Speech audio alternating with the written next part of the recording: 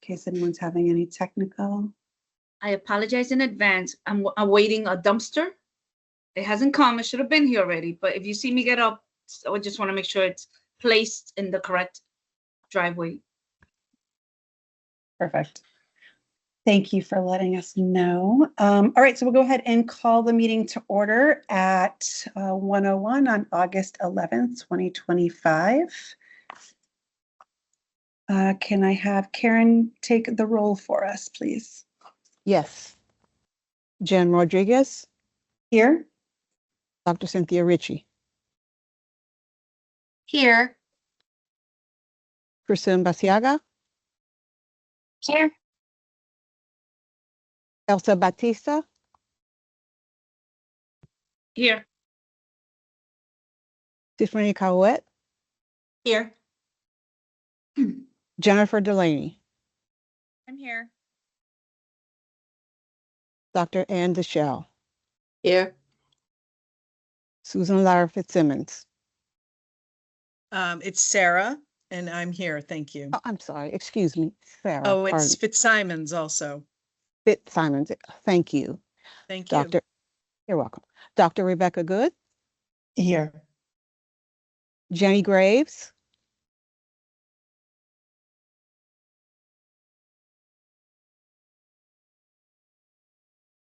Shannon Merriman. She's not here. She said she wouldn't be here. Patrice McCarthy,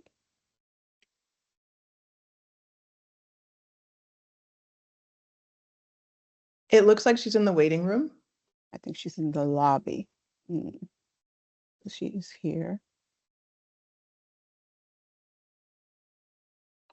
Dr. Catherine Rowe,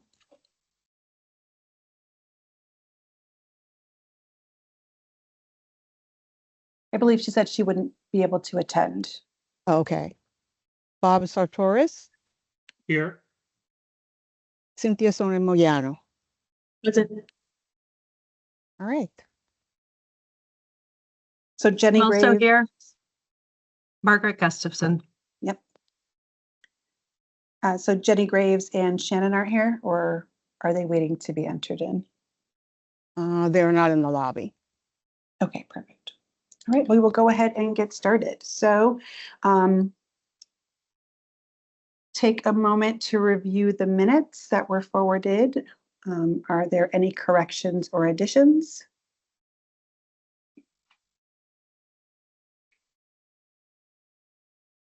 All right, seeing none, without objection, we will accept the minutes as written.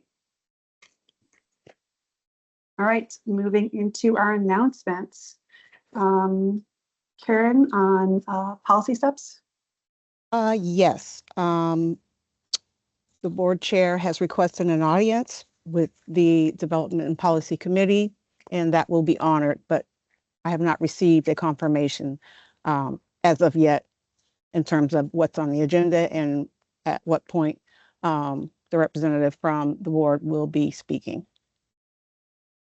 We'll be asking for a kind of sitting meeting with them to ensure that we have space on their agenda as we complete work. If we find that there is nothing that needs to move forward, then we would go ahead and cancel that meeting.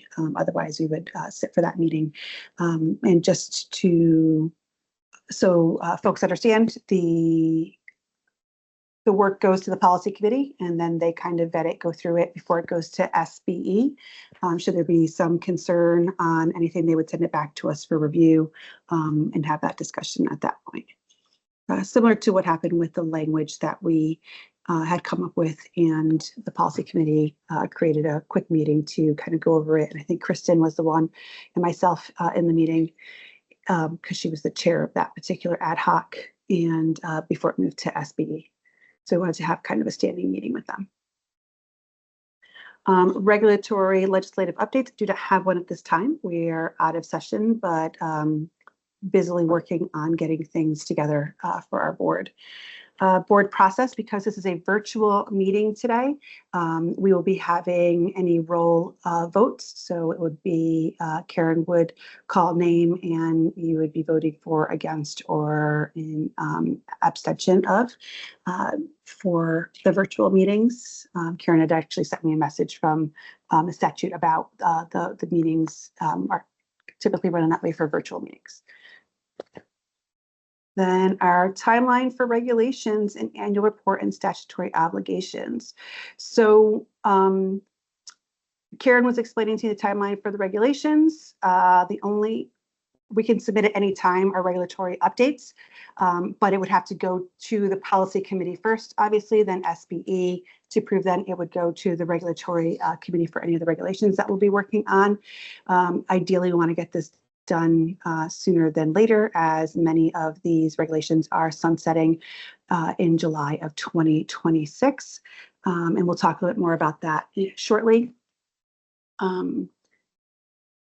The annual report will be due January. So the work that we've done this far, we've got a good handle on what will go into the report based on what we've already submitted to SBE. And then any additional work that we're doing with our vision and additional ad hoc committees for our next statutory deadline on the last two statutory deadline requirements, and any leftover items or continuing work on the previous statutory items. Does anyone have any questions about that? Okay. For the purpose of these meetings, raised hand will happen for any speaking for, against, questions, that kind of thing, to be recognized by myself, the chair. And what we're going to try to do is, I've got a list of everybody, and I want to ensure that we have equitable airtime. So I'll be kind of checking off folks as they participate. And if there's somebody who has not participated, but someone has their hand raised, possibly for a second or third participation, I'm going to go ahead and have that person who's not participated speak, and then kind of go with the flow there, just to ensure that everybody gets an equal opportunity to speak as they come through. Next, we have our updates. Do we have Sandra in the call? I am in the call, Jen. Can you hear me? We sure can. Welcome, Okay. Sandra, from our Cactopus work on the Code of Professional Responsibilities for Teachers. Thank you for your work and for attending today. Do you need Karen to present anything as part of this? I shared the document with Karen. I'm not sure if that's been shared with all of you. I believe it has. It was part of the 9 attachments that we received from Karen on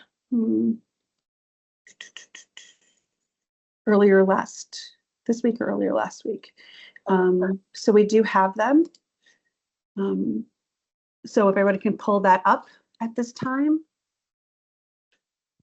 and then we can go through and hear the update on them. And then any questions, we'll wait till the end of the update presentation. Thank you. And I apologize for my camera not being on, but Teams is new to me and I have no idea how to get it to work. So just happy you can hear me. No worries.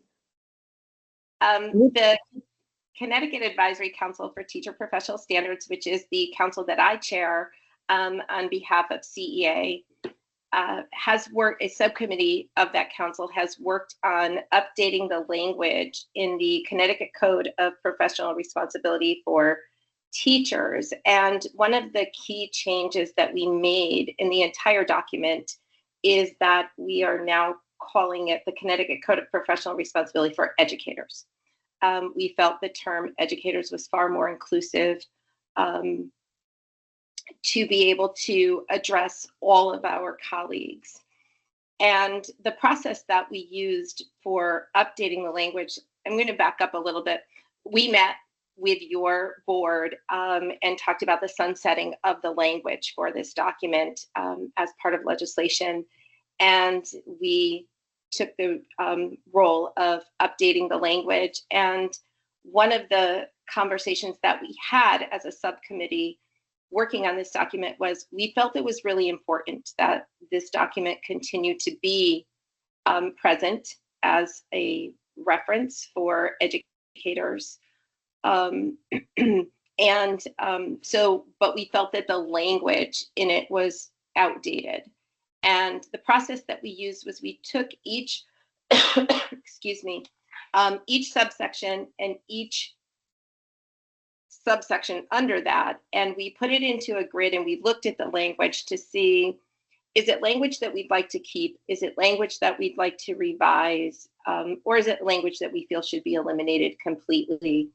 And the committee worked really hard to update the language, and we chose to keep most of the subsections, and we chose to keep the 3 components of to the student, to the profession, and to the community. We felt those 3 areas were key. We did update the preamble with some new language that also makes it more current and more pertinent to today's education field. So if you look at it, you will see those 3 areas, the professional educator, and we chose to, with the student part of it, the professional educator, a full recognition of, oh, there's a typo, their obligation to the student.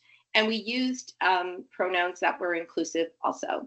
And we then did the same with the profession, and we followed through with the community. And at the end of the document, you can see the different resources that we used.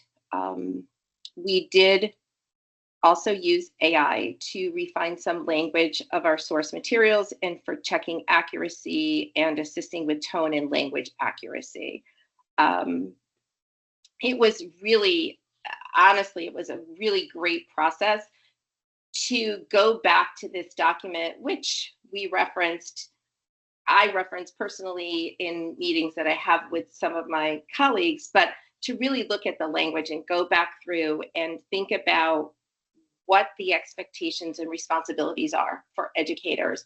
And we shared this document, I shared the document with the entire committee, and one of the administrators on our advisory council said, this work needs to be done for all educators, especially administrators too, and having that language updated. So if you have questions, comments, Jenny Graves was on the subcommittee, as was Elizabeth Sked from CEA. And we're really excited about this document, and we're happy with the way where we landed with the language in our document. Perfect, thank you. Does anyone have any questions about what's in it? Any comments, any suggestions?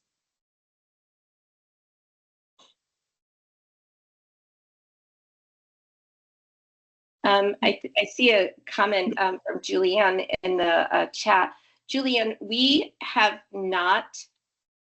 So Sandy, I'm going to actually sorry. hold off on Julianne because we're going to go with the board first, Okay, and sorry. any questions that they might have, and then we can kind of go from there. So Kristen, go ahead. I think my question was related to what Julianne is asking, because educators, because that includes, gosh, I just had it up on my screen, anyone who's employed under a state issued certificate in the profession of education, that would also include administrators under their certificate. So is this just the one for like K-12 public school educators, and then administrators get a separate one? So I think, yeah, Julianne and I have the same question. Kristen, we were tasked with looking specifically at the code for teachers, but we did have the conversation that we felt one document for all educators, that inclusive, would be better. We don't have that, obviously, that authority to make that decision, but in a presentation, we would like to put that forth to the State Board of Ed if we get to that next step of presenting that to them. Okay, thank you. Any other questions, comments, or additions? So Karen, in terms of this next process with this, would this then go to, we had agreed in our previous meeting that Cactibus would handle this part of it. They would just bring it to us, give us the update. We would provide some feedback. But ultimately, I believe that Cactibus would then be presenting that to SBE as opposed to the board presenting it to SBE. Am I correct in thinking that? Understanding would be that it would be the board presenting that to SBE, but acknowledging that that information was provided by Sandy. That's my understanding of the process. I think that we weren't sure if this was our responsibility or not, and we had met with them to identify whose responsibility it was going to be, and we said it was going to be Cactibus's. So why don't we go ahead and look into that part of it? We'll notify the board via email to let them know what the next step is. Kristen, go ahead. It's the only hand raised, so go ahead, Kristen. Yes. Yeah. So my other question was, would we be able to get a version where we see like the redactions and changes from one version to another? For teachers, this is really important because when we go for like termination, or sometimes when a Board of Ed says the teacher violated the code of professional conduct and moves to terminate, like I just want to do my due diligence and be able to see line by line like what things were changed. I really appreciate that this new language is inclusive of all educators and inclusive of people's pronouns. I think that's wonderful. And we have a lot of members who are school psychs and school counselors and social workers. So I just want to do my due diligence and see where the language has changed from one to another. Thank you. Okay, so would we be able to get that, Sandy, so that way each member of the board could then take it back to their organization, kind of look it over if they have any questions? Though I believe your organization really represents everybody, stakeholders. It's a much bigger committee than our own as well, but I think that would be interesting to see. Rebecca, go ahead. I don't know why we would need that information for this particular board. Like as a board member, I can understand, Kristen, why you might want that information just in general, because it's really good information to have. But if this is not within our purview, this is Cactibus's purview, I feel like our board doesn't then need the edits to what has been done. Am I missing something?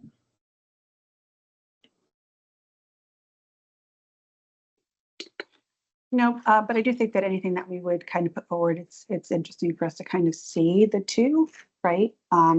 What it was compared to what it is, and kind of see what was changed within it, in order for us to provide any like feedback on whether we agree or don't agree with the changes made. That we're not putting this forward. Did I hear that wrong? We're not putting this forward. Cactibus is putting this forward. Correct.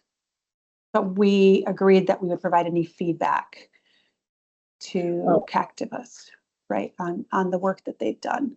And vice versa, if we had done it, we would have met with them to provide any feedback on the work that we would have been doing. So I think it might just provide us like a clearer vision of like what was and what is, essentially, and provide any feedback to them if we had any to provide. And then as an assignment or as a next step, is that being recorded as like as board members, there's like do we have a time by when to get that additional feedback? Like when will we then get this? When should we get them feedback, just so that we're clear on the next step? So I guess that would be a question for Sandy and their meeting schedule. So Sandy, when would you next be meeting with Cactibus? Our full advisory council meets again September 26th, I believe is the date we meet. However, we would be on a tighter timeline in terms of the State Board of Ed. And I am happy to share with you our working document to show what the language was and the changes that we made, so that you can have those side by side. But September 26th is our next meeting. It would be helpful to have it probably the beginning of September in case my subcommittee needs to come back together to make some changes before it goes to our full board. All right, our next meeting is September 8th. Okay. So if we had it to kind of review for that September 8th meeting, would that allow enough time for your board to then submit to SBE? I believe it would. So that would be how September 8th would be great after your board meeting. Okay, perfect. Thank you. Margaret? Thank you. I just wanted to sentiment. I understand what you're saying, Rebecca, and I feel like this particular conversation is a great bridge into the visioning group because the board being tasked with modernization, I'm intrigued to hear all the changes people are presenting and why. It just helps us as a board to be able to make better decisions about everything. And I totally understand where Kristen's coming from in her multiple hats. So many of you, I myself wear multiple hats. And I did find reading the visioning statements incredibly powerful. And I think I could figure out which ones Kristen wrote. So I appreciate the expertise that comes from it. And I just really thank you, Sandy, for bringing everything up. And if we do get the changes, love to hear that feedback. Thank you. So we will go ahead and Cindy, you'll be able to send those to us, and then we will add that to the board meeting for September then, just to review the changes. And if there are no adjustments or any feedback, then, to move forward. We wouldn't be voting on it necessarily. We would really just be providing any feedback to that document. Yes, I will get that to Karen so that she can share it with the rest of you. Great, thank you so much. All right, next, seeing that there's no other questions or discussion around that, thank you again, Sandy and Jenny Grave and Cactopus for the work that you put into that. We appreciate not only the work and the time that went into it, but sharing it with us and taking the time today to discuss it. Thank you. Great. Next, we have on, let me pull this back up. Our agenda is our vision setting group with Rebecca Good giving us an update on the important work there.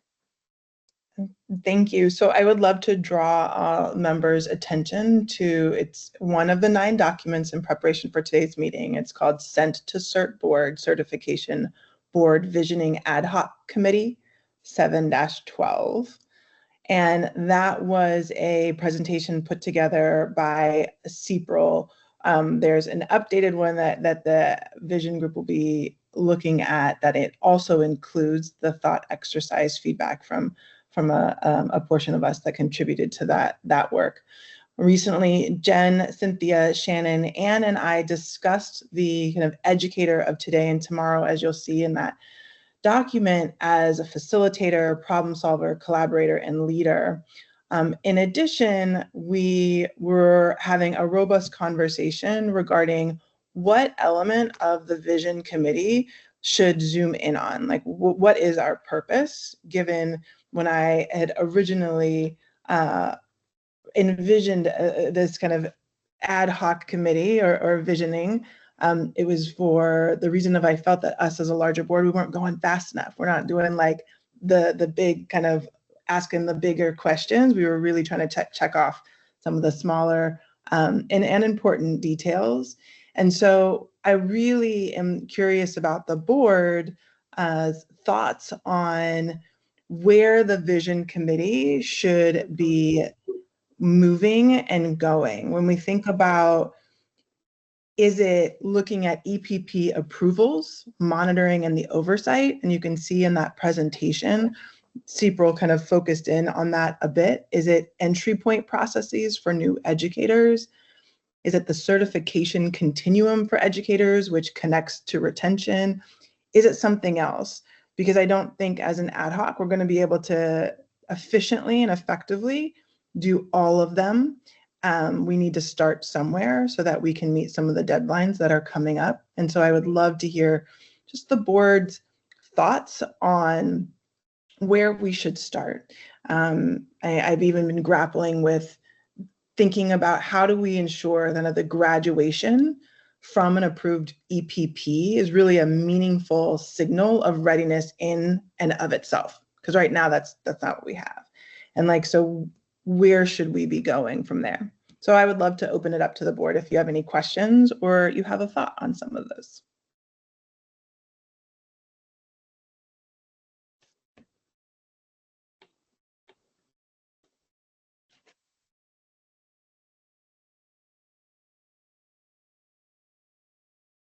Okay, I'm not seeing any hands currently raised. I'm going to add that we had about 6 out of 16 of our members who had replied to the thought exchange. And I think we're hoping like to get some additional ideas to kind of, so the ad hoc committee can kind of pull those ideas in to truly reflect the will of the board or the ideas of the board. There's an additional document with the thought exchange in it to kind of review and see some of the things that were included in that thought exchange response. But it was beautifully done. People did a really nice job of putting the presentation together, and I think working with Rebecca on the work.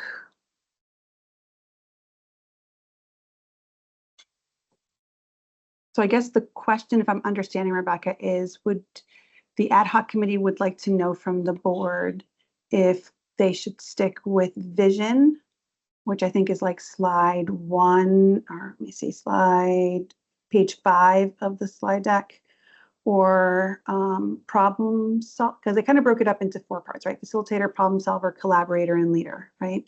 So do we want them to kind of focus in on vision, problem solver, collaborator, or leader? Those 4 areas, or were you thinking something else?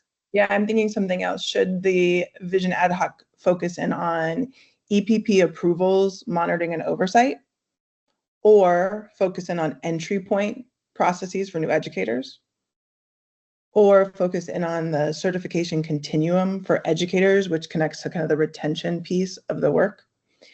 Or is there something else? I mean, I thought that the vision work was going to be, and I think Anne had kind of spoken to this at one of our ad hocs, was that it was going to be more of like that overreaching vision of the group and kind of what like the priorities might be, or the things that might guide us in the work of the priorities, the regulation, the legislation, that kind of thing. I think when we're getting into kind of like the EPP part of it, or educator problem solver part of it, I think that's more specific to what we would want in our regulations on EPP work. So, I mean, that's just kind of my thought in there. But anyone else want to add what they're thinking in terms of where the focus should be for our group?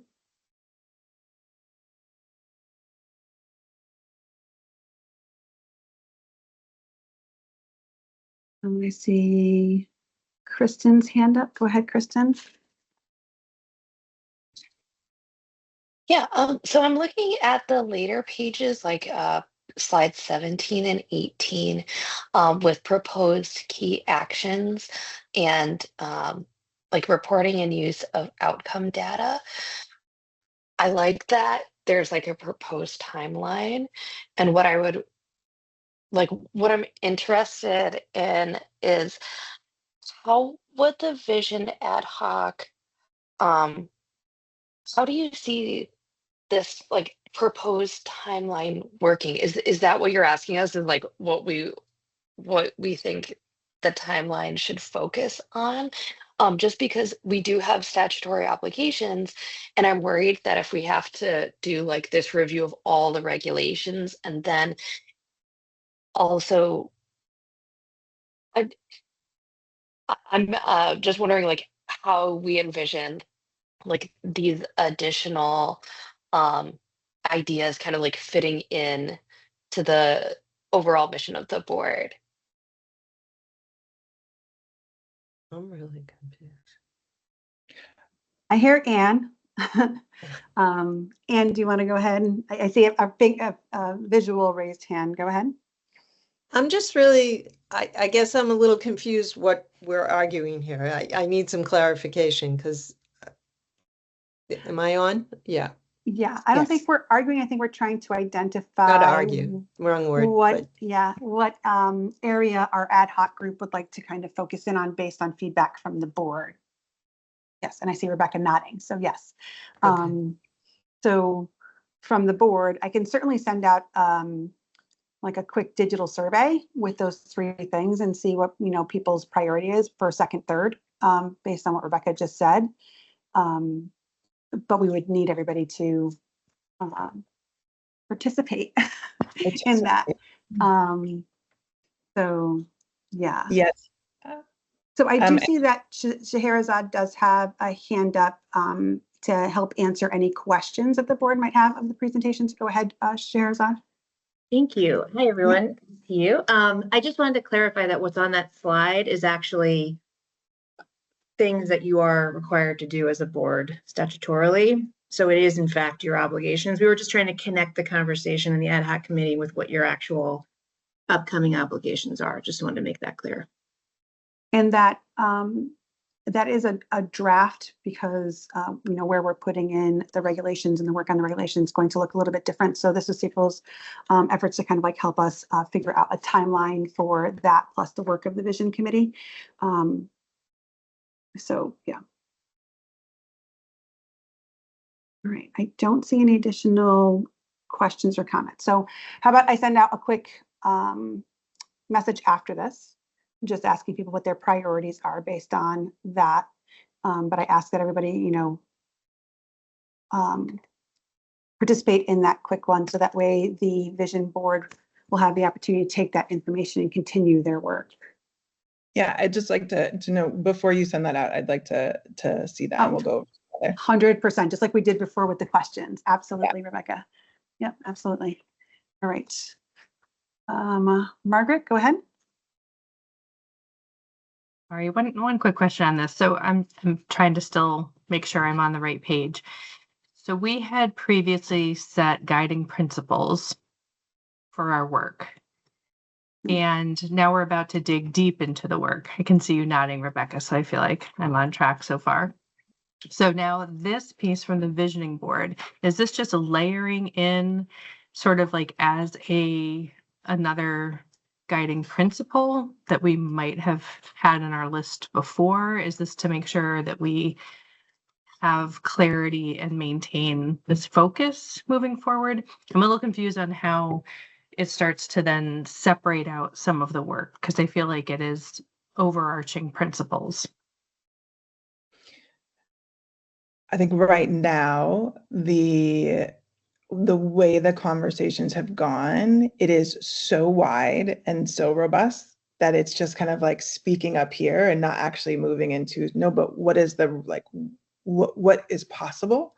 And so I'm not exactly clear on the like principle piece that you, like the overlapping principles, but this is an attempt to get a little bit more insight from the board members around where to start. Because there are different entry points and like how we look at the preparation of a future educator in Connecticut.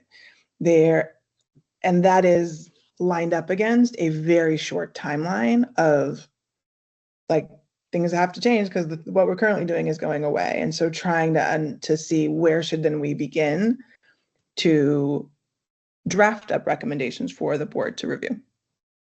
So Rebecca, how about we do this? How about we go through? Hold on one second. Hold on one second. Can Margaret, does that, I don't know if that was like clear or connected to what you were saying. So please just let me know. I think maybe it'll come together the further we get along. I'm just confused about how we're already in tasks that we're doing. And I feel like what the vision group is doing is an overarching, like we all have to remember to keep this focus and bring innovation into all of the conversations and modernize according to our charge. Yes, I'm so glad I asked for you to follow up. Thank you. Jen, go ahead. So what I was going to say is maybe we should go through like the section that says vision, problem solver, collaboration, leader, and see if there's any feedback for each one of those sections that might help us as we move through. Does that make sense? Yeah, we could definitely do that. All right. So does everyone have it up currently, the slides? I believe the first section is vision, which is page 5 of the PDF. And those are the 4, right? Am I reading that right? Those are the 4 for, oh, maybe it's a little bit higher. No, vision. So for facilitator, problem solver, collaborator, and leader, or is it just vision? I guess, how would you break this down? How would you want to present this, Rebecca? to give feedback on it, if we have the 4, if you look on slide, hold on, I'm looking at the one that has the thought exchange. If you look at the slide that says just educator as facilitator, is that, I think that's either slide 5 or 6. So it says vision right at the top of it, and then it says educator of today and tomorrow is a facilitator. Yeah. Hold on. Karen, could you actually pull it up and just Can you Sure. screen share? Sure. show it on the screen, and that way everyone's looking at the same thing? Yep.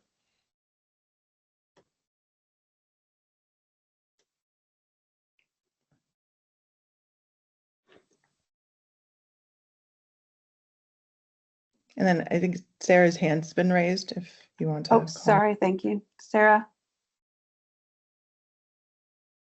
Are you seeing the slide? No, we're seeing your Mm, screen right no. now of your email, I think. Oh, okay. I wanted to just ask for a little context and a little, and maybe this was explained, and because I'm just off of vacation, my brain is not back in work mode, but the slide deck with the beautiful 4 categories, did that come from the vision subcommittee? Like, I just wanted the context of where the slide deck that we're looking at with the educator of today and tomorrow as facilitator, problem solver, collaborator, and leader. What's the background of where that came from? Did that come from the vision subcommittee? That's a great question. It came from a lot of different feedback. Scheherazade, would you like to kind of share the background of where the data that was collected to come up with these 4 categories? Yes. So just to like back up a little bit further, we presented this to the ad hoc committee, and our understanding is that was that part of what the ad hoc committee wanted to do was kind of like take a step back from some of the sort of discrete obligations that you had to meet in statute and think about kind of the bigger picture. What do we want to be true about the system for educator preparation and certification heading into the future? So we have some things that we need to fix, some things we've been charged with, but we also want to think about the big picture. How do we want this to look for Connecticut? And so what we shared as a way to think about that is what we have been hearing from people across the state of Connecticut about what their answer to that question is. Like, what is, and this is kind of starting from what is our vision of the educator of tomorrow, today and tomorrow, and like, you know, given that, like, what would need to be true about preparation for us to realize that vision. And so that's what we were presenting to the ad hoc committee. What you see here is a framework that's based on all of the things we heard. So we had lots of conversations with people across the state, some of you included, and this is just part of our kind of ongoing research that we've been doing in Connecticut. And what really kind of rose to the top are like, this is the sort of vision of what the educator of tomorrow should look like. And so these are the kind of features. And then later on, as you click through the presentation, you'll see like what would then need to be true about preparation for us to be able to realize this vision. So it's based on stakeholder feedback from people in Connecticut. It's also based in part on some of the research we've been conducting nationally on what people across the country have been saying about this and what experts have been writing about this. Thank you. I really appreciate that background, and it just helps with the whole conversation.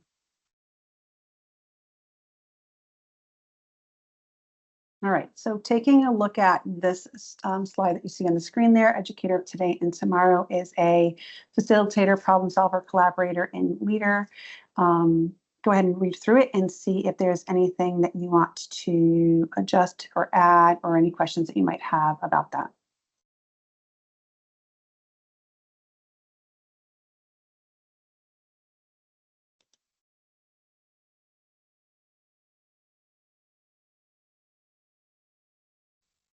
Sorry, just to understand, we're looking at these categories to see what the vision for the board should be. That's yes. or to provide any feedback on these parts of it for the ad hoc committee, and then we'll go to Jenny Graves. Jenny? And Oh, sorry, Elsa, go ahead. let me let it percolate, and then I'll come back with my simple. Perfect. Thank you. All right, Jenny Graves. Hi there. Just real quick, I'm reading this section with problem solver, and while yes, all educators are problem solvers, I just want to identify that teachers can't problem solve all of the issues that come our way. And I'm worried that in saying, that, the challenges facing public ed are increasingly multifaceted and they're ever changing, and we just have to keep piling more and more on our plates to solve all these problems. So that is something that just kind of stuck out for me. And yes, we are problem solvers and we're very good at it. So am I hearing that the feedback might be to adjust the language so it doesn't sound like we would take on all things?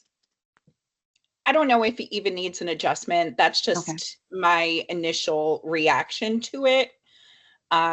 We know that education is getting increasingly more challenging. Our kids are coming with more complex issues, and not everything can and should fall on the educator to solve the problem.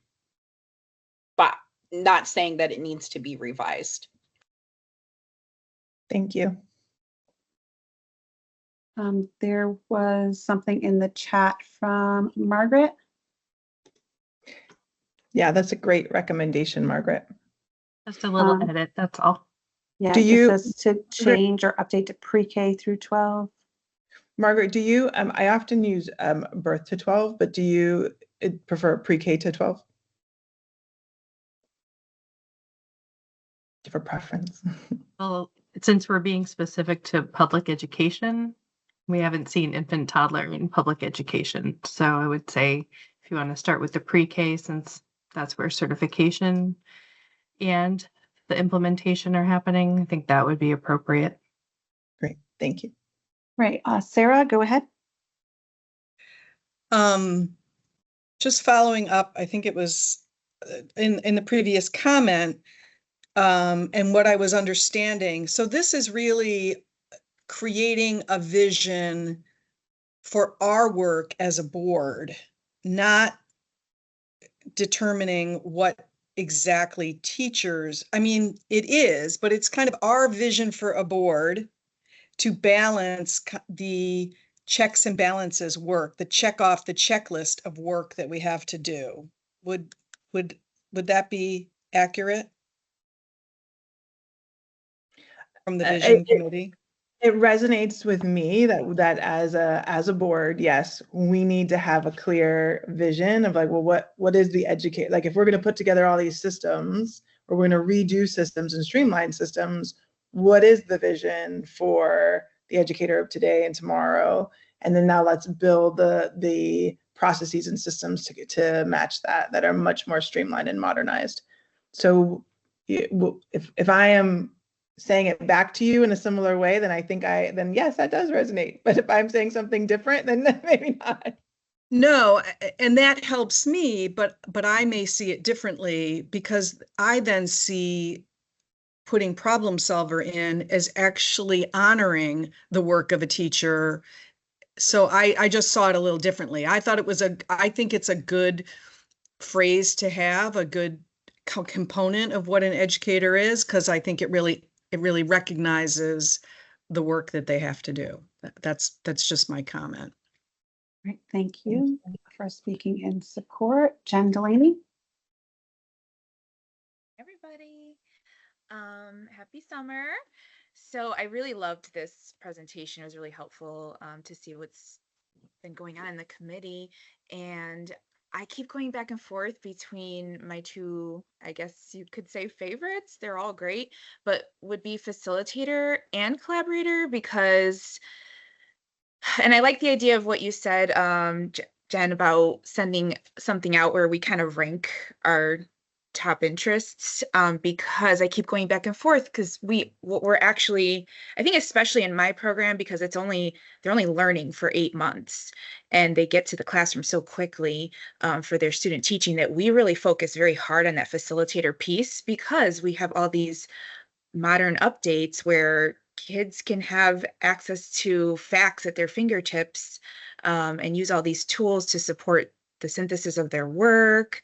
But we have to really facilitate them more than anything. It's changed a lot in the last 20 years since I've started.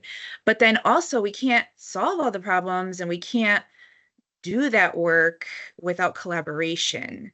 So those are my two top favorites in thinking of what we have most control over, I think, in an EPP, and how we deliver our INTAS standards and curriculum.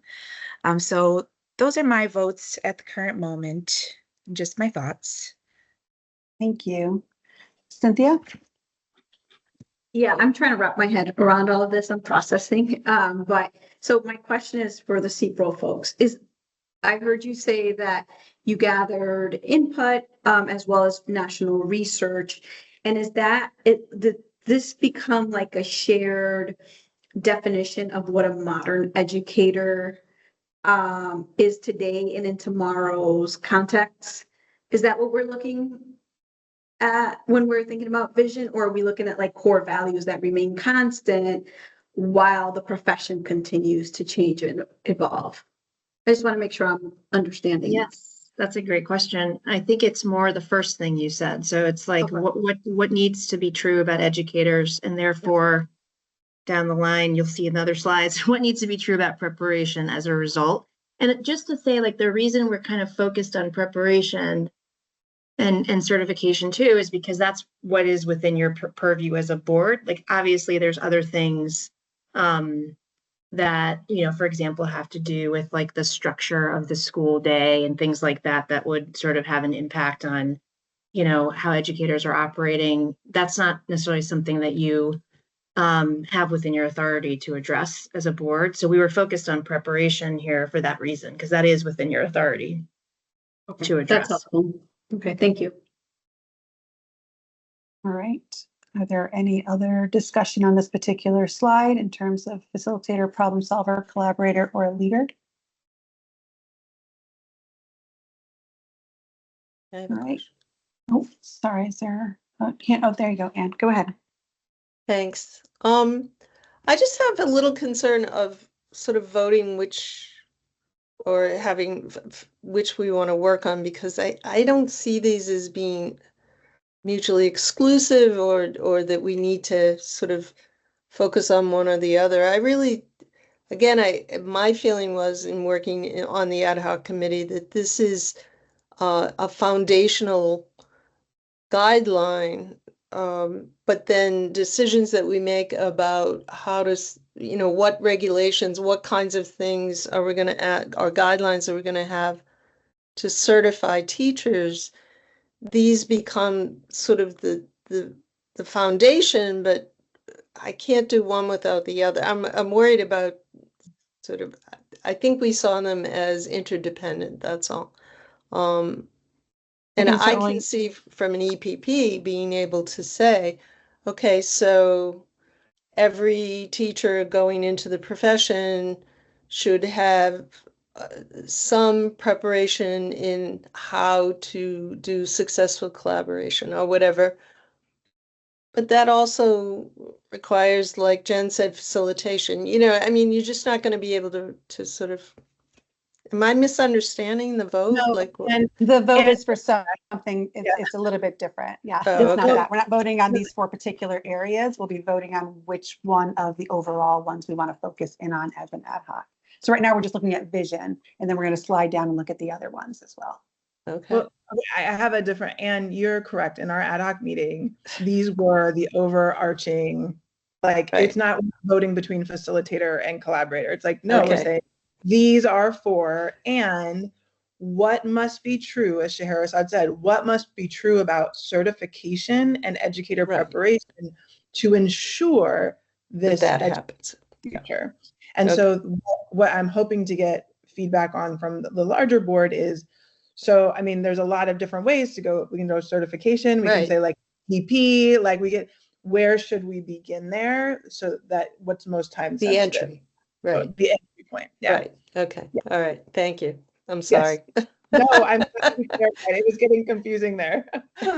So if you Okay. want to get into more of the specifics, since everybody's had an opportunity to kind of look at this slide and digest it, Karen, if you can scroll up to the next one where it focuses in on facilitator specific, and then we can kind of scroll down to the next one after that for problem solver specific and see what the group's thoughts are. So the first slide we looked at was just kind of that overreaching. And now we're kind of looking at a little bit more specificity based on CAPL's report and national report. So for this one specific for educator as a facilitator. Jen, I just want to be mindful of our time and the time that we had within this. And so I think that going through each of these versus we might not have the time given all the other things that are on the agenda today. And so this was we want to make sure the board is aware, all board members are aware, here's what we're talking about. Here are the conversations. And so we can include this and an updated one with the additional thought exchange tied in when we send out the kind of question about where should we kind of focus in on next, if that's okay. I didn't want you to think, I want to stay in it. I know time is the essence here. Well, there was also good discussion around it, and because we had so few people who had, the opportunity to participate in the original thought exchange, I just thought it was a good measure to have some conversations around what they're seeing and going through each part of it. But I will, I'll kind of, I think the next 3 slides would probably just take up about another 15 minutes and then we can move on, because this is just going into like those 4 components really quickly. So if everyone could take a moment to look at the educator as a facilitator, and if you have any feedback on that, we'll take note of it for the ad hoc, and then we'll scroll down to the next one. So I'll give everybody a couple of minutes to just read it over, and then raise your hand if you have any feedback for what's there specifically.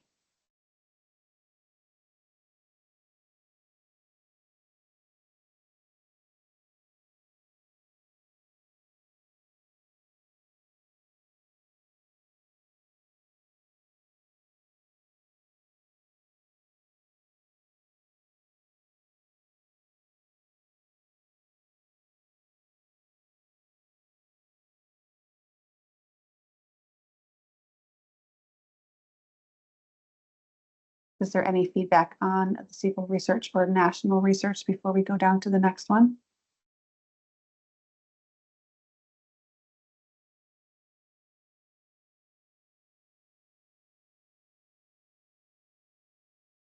Jenny Graves had feedback to change it from teacher to educator.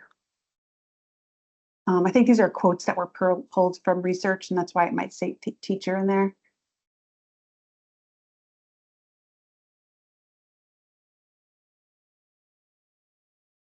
Okay. Seeing none, let's go ahead and scroll down to problem solver. Take a moment to look that over.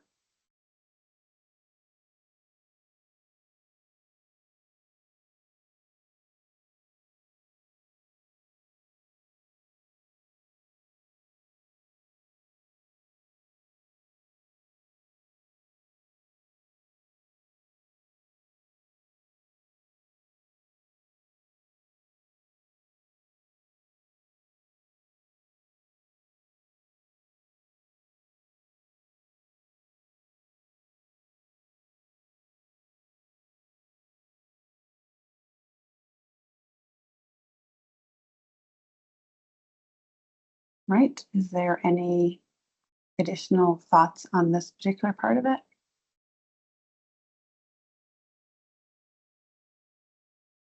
Seeing none, let's go ahead and scroll down to the next one.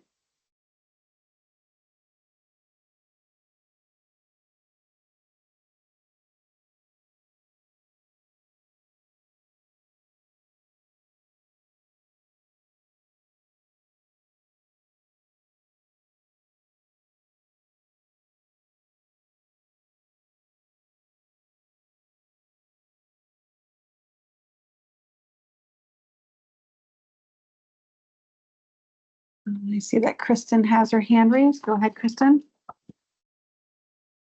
Yeah, I really like this slide because it really mirrors like what I hear from teachers all the time, which is that they want time to like work together and see each other's classrooms. They want time to like see model lessons. Um, so I really like that this is talking about how that time is needed for teachers to build the culture within the school and do their job well. And I think that's why like prep time is so important and making sure that teachers can do these things because you might only get like a certain number of professional development hours per year, but having that time with your colleagues is the best at like, oh, what lab did you do for friction? Did it work for this? Okay, well, I have to modify this lab. How would you modify it? Like all of those like collaborative and dynamic work environments, they can definitely be supported. I don't necessarily see how we might do that through either certification or EPP, but I can see why this is so important to like improving educational outcomes as a whole. Thank you. I see Cynthia's hand up. Go ahead, Cynthia Ritchie. Thank you. I have a suggestion in the first bullet to stop the second sentence after planning together as a team. I think the aim here is to collaborate, and that would include everyone. So you want a culture of learning no matter what role you have. I don't think you should say without administrators. Thank you. I want to ask Cipril very quickly. These are quotes that people said, correct? All right. So then if we just, if there, we don't want to like change somebody's quote. So would we just like not include that? What are your recommendations in there? Do you think we should just like not include that quote or just like shorten it up for that quote? I think you could probably shorten it up to that part and still be considered an accurate quote. You just didn't include the without educators. I guess the question is, does this reflect what's above in the 4 sections for educator as a collaborator?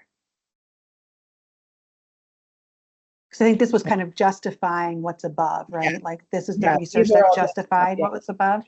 This is like the data in the quotes to justify the above. Okay, got it. Yep. So I think it says for that's the collaborator one that we're on. It says above, a long-held critique of the teaching profession is that it is very isolated. Educators, especially the younger demographic. Sorry, those are my dogs downstairs. If you can't hear them. Sorry, educators, especially the younger demographic, yearn for community among colleagues. Research suggests that collaborative teaching is effective in both improving teaching satisfaction and student outcomes. So I think that the statement above is probably clear, and this is more the research. So I guess it's kind of up in the air as to whether or not we want to include the whole quote or not include the whole quote. But I see what you're saying, Cynthia, on that part of it.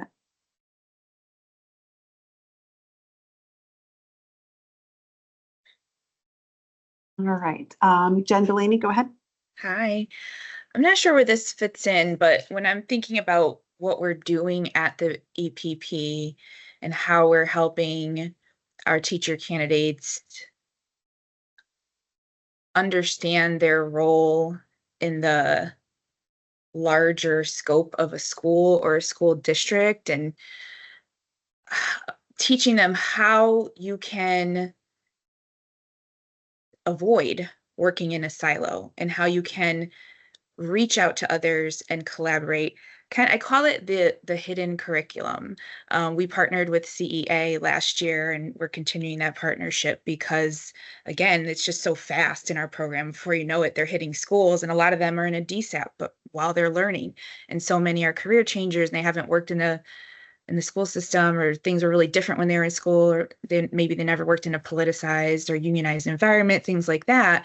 So we try to deliver that hidden curriculum. Like, how do you work with parents? How do you reach out to them? How do you work with the school counselors? What's your role in the PPT process as a general ed teacher? But then how do you maintain those boundaries, but also work with the other people on the PPT? And it's more about, at least the way I see it, is preparing them for once you're in that classroom by yourself and there's no other adult there and you need to collaborate with others. How do you do that? Not just in your lesson planning. But would that be the your work of the vision group, I guess, or is it kind of providing the overarching idea of what's already kind of above that I think April did such a nice job of in terms of Yearn for Community Among research suggests that collaborative teaching is effective in both improving teaching satisfaction and student outcomes. Does that not kind of foster what you're talking about? I'm asking a serious question. I just want to make sure that it's like, yeah. does it foster that? Does that wording mesh, or should there be additional wording in that collaborator portion at the top of the slide? I think why I'm sharing is I think I have a curiosity for CPEARL, being a qualitative researcher myself, and curious if anything like that came up because there's only 4 quotes on here and I'm sure there's many more to pick from. Did anything like that come up in this collaborator piece? And that might not be something that can be answered on the spot if you have a million words to go through when you've collected all the research. But that's just some feedback or some thoughts I had on this when it actually comes to how do we do it though in the EPP. That's the kind of stuff I call hidden curriculum and how we could prepare them to be a collaborator in this modern day. Avoid the silo, because what I'm really seeing is not working in a silo. Right. Thank you. Okay. You're welcome. Thank you for clarifying that. I appreciate it. Is there any other thoughts about this one? And then we'll move on to the last one, which is leader. All right, go ahead and scroll down for us, Karen.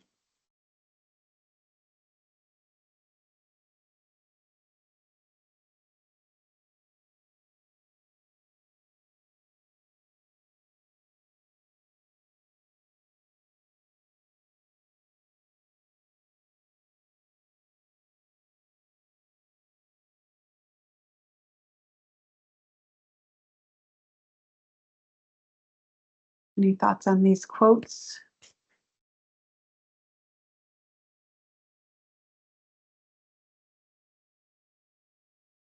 Krista, before I take you, I'm just going to read the top portion where it says leader at the top in relation to this. Career advancement opportunities and pathways are limited in education.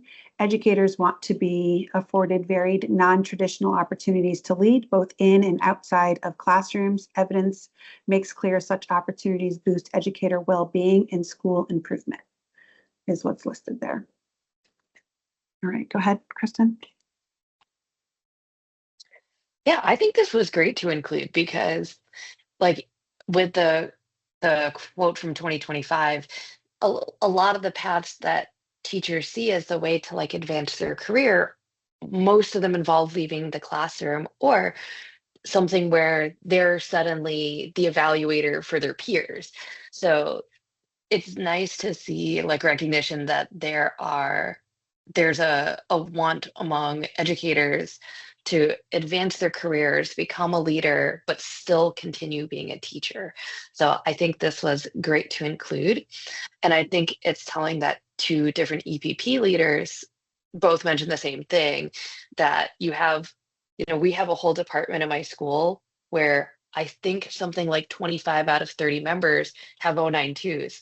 Well, you can't all be department head. You can't all be department chair. So there's committees and the things, but I can see that as a way that we improve the profession, is getting more people involved in leadership, though not necessarily in the traditional admin roles. Thank you. Any other conversation around this? All right, we finished that up in less than 15 minutes. Thank you. So I think this provides, Rebecca, just correct me if I'm wrong, like some good information, some good feedback to kind of go back with and continue the work. Rebecca and I will work on a really quick thought exchange, and it's really just going to be a survey on where you think the priorities are within that vision, even though they're all interlocking and they're all going to be addressed, but kind of help the ad hoc group kind of hone in a little bit and do that good work that they've been working on so far. So Cipril or Rebecca, is there anything you want to add to that? Thank you so much. This is exactly what I was hoping, the information to get from the board. So thanks, everybody. Cipril, Scheherazade, is there anything, any final thought that you want to plan before we go to the next topic? No, I think we, thank you for the feedback. We will make some changes to this to reflect your feedback. It's been very helpful to hear you discuss. Thank you. Thanks. Thank you.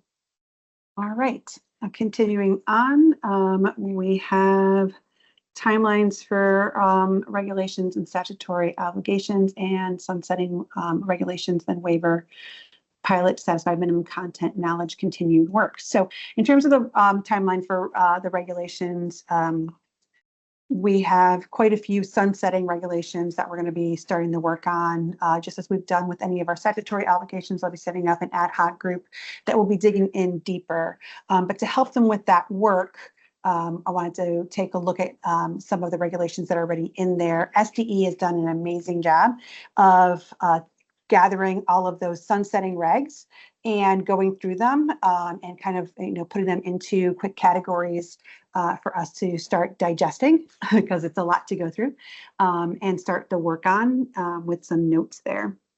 So we're going to begin that in a virtual thought exchange in that work. And we're working with SDN kind of like that timeline for when we can start submitting these to the policy committee and then to SBE to move it forward. So we're going to go ahead and start kind of looking at some of those regulations. So in that email that you received, there should be one listed as OK regs to repeal linked is the one I think that we will begin kind of just talking through as part of our discussion on the agenda today to provide the ad hoc that will be working on this work for the board and then bringing to the board, just like we've done with the other ones.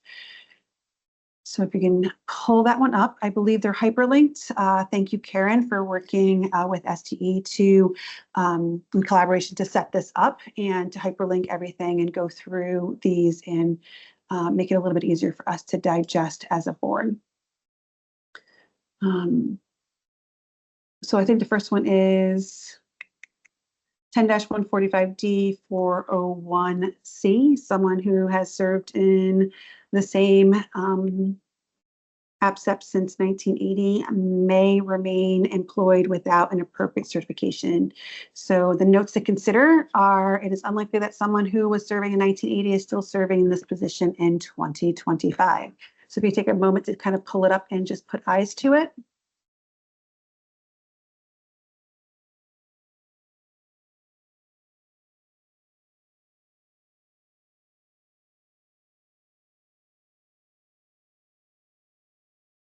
Again, which one are we looking at? We are looking at, sorry, we're looking at the document that was shared that says, OK, regs to repeal linked. Do you see that in the middle? It says, yeah, OK. And maybe, Karen, can you pull up the document so folks can see it, but then each person can click on the links themselves to go over? I found it. Thanks. Perfect.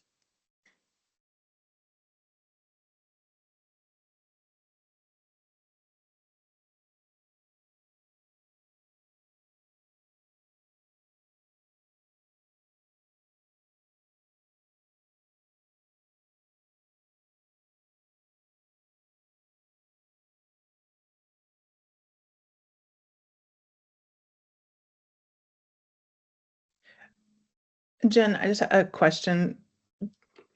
Seeing the notes for consideration, I'm sorry, you were sharing a lot at the beginning. Are you looking for what? I know there's not a recommendation. What's the recommendation? Is it just that we leave it alone, let it repeal? Like make? So I think the recommendation is no action. No action needs to be taken is the general recommendation. So we're just going through. right? I think for most of them, I think you would have to look at the notes for consideration / resources for each one of them that's listed in the grid. They give you a quick summary of what the regulation and the notes for consideration and resources. So it's a matter of putting eyes on it to make sure that we're making very clear decisions or providing clear feedback. That's our recommendation for the ad hoc, as opposed to just saying, oh no, sure, we haven't really looked at these regs, we haven't read through them. So we really should be looking at them and reading through them, if that makes sense. So, not exactly. So for the first one, is the ad hoc saying, for this 1981, like the recommendation from the ad hoc is that no action is taken? So no, the recommendation from SDE, this is an SDE documentation. And we're providing feedback for the ad hoc that's going to be created. So that way they have our notes based on what we've gone through here to see if something does need to be or not need to be to move forward afterwards. Okay. Could you do the first one, like give an example?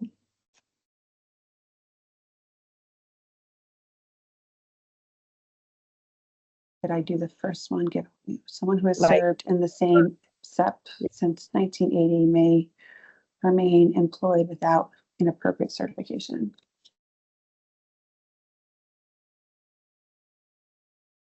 We're looking at C. I see Julianne. Julianne might be able to, it was like phone a friend, Julianne.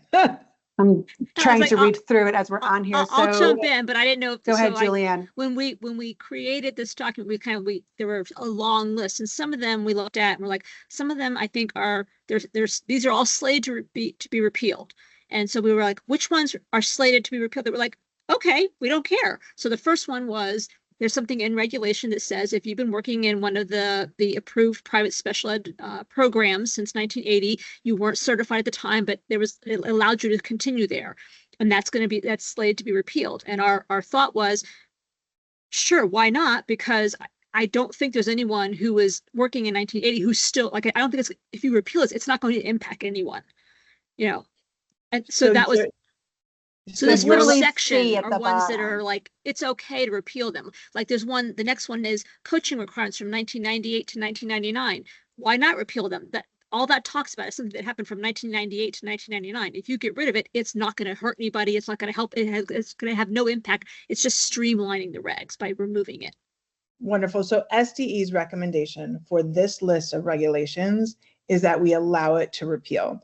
And the notes are saying why your Exactly. The only one that we added a little extra part is the last one that says it can be repealed as long as, you know, one of the things it says is if you, right now in the reg, it says if you have a professional certificate and I have an old 005 certificate and that doesn't issue anymore, this regulation says I can keep that 005. And we're like, well, wait a minute, we don't want to take away just because the endorsement changed. If I have an 013 for elementary and now elementary is 305, I don't want to lose my 013 just because now it has a different code. So that's the one that we put a note in, like, it's fine as long as you address this other issue. Everything else is pretty much saying this is why we think it's okay to repeal.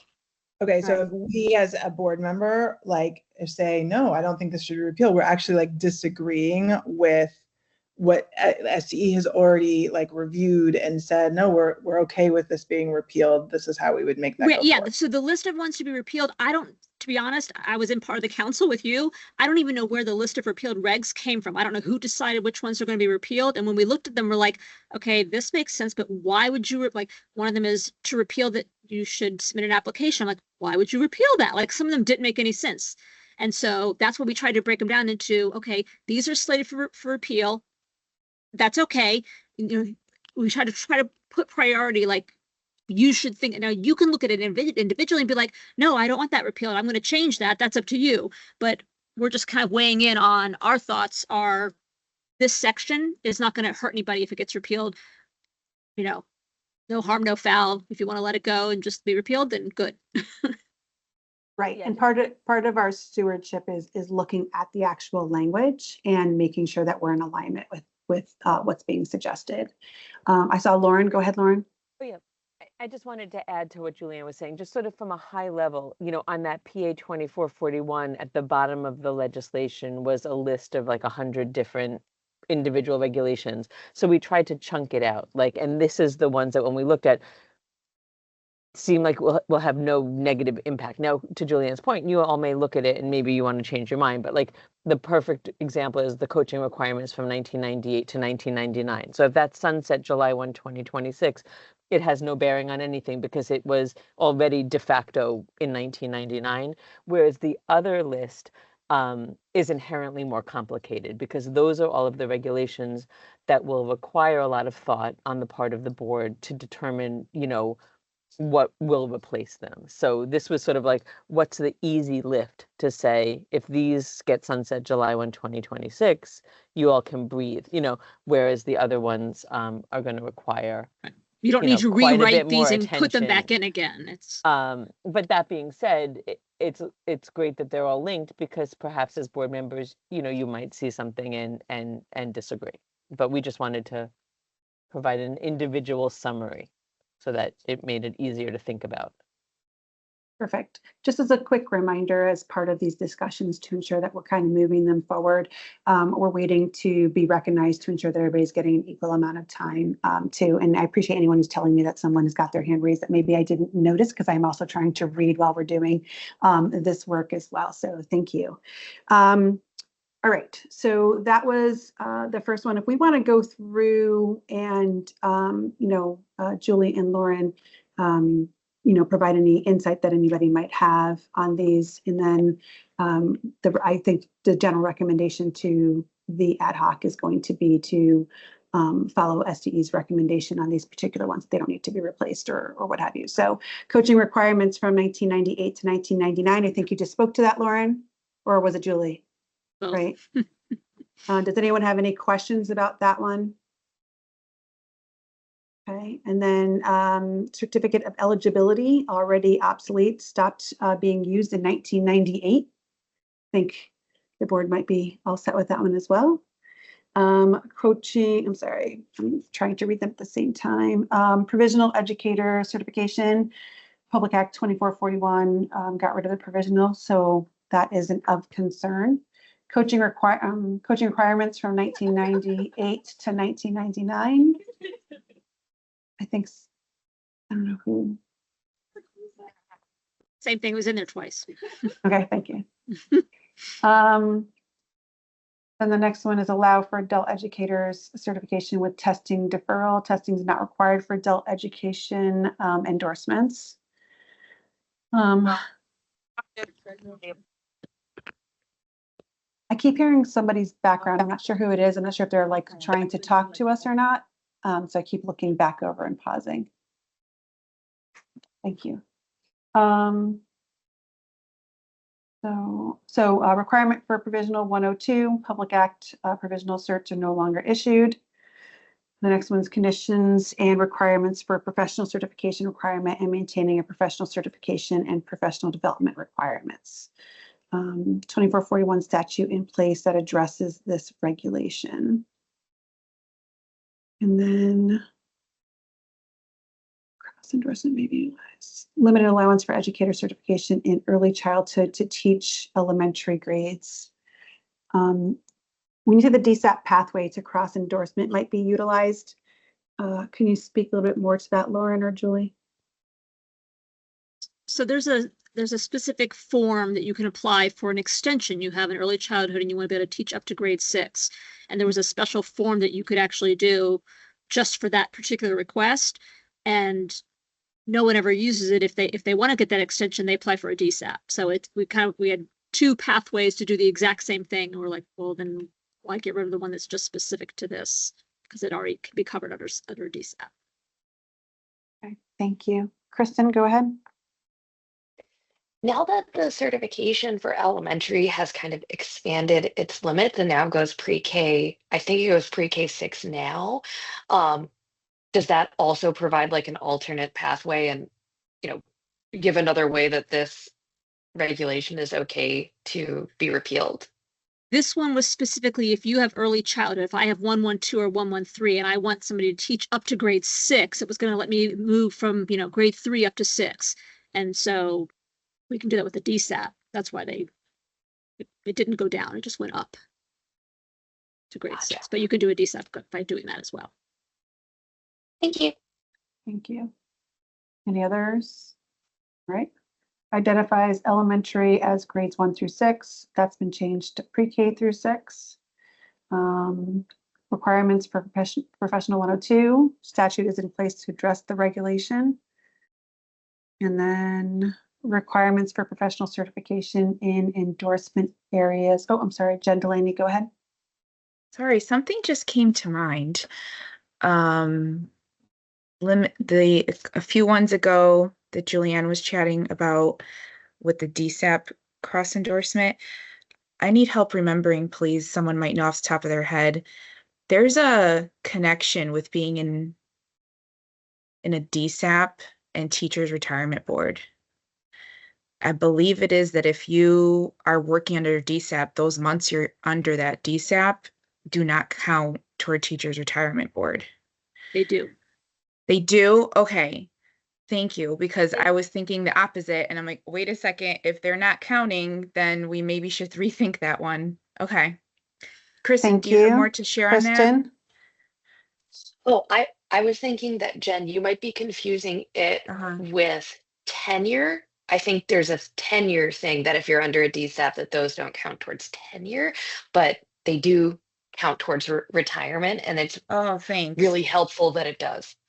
Okay, so then that still gives me a little red flag, because I'm curious if the regulation, I don't want to put someone in a worse situation. So if the way they were doing it, where it says limited allowance for educators certified in early childhood to teach elementary grades, if the way it is now means that those months could be counting toward Teachers Retirement Board, I would question sunsetting that one. I don't even know if that's the case, but maybe Julianne can share, because I don't want to switch something to a DSAP that puts somebody into a worse position for retirement.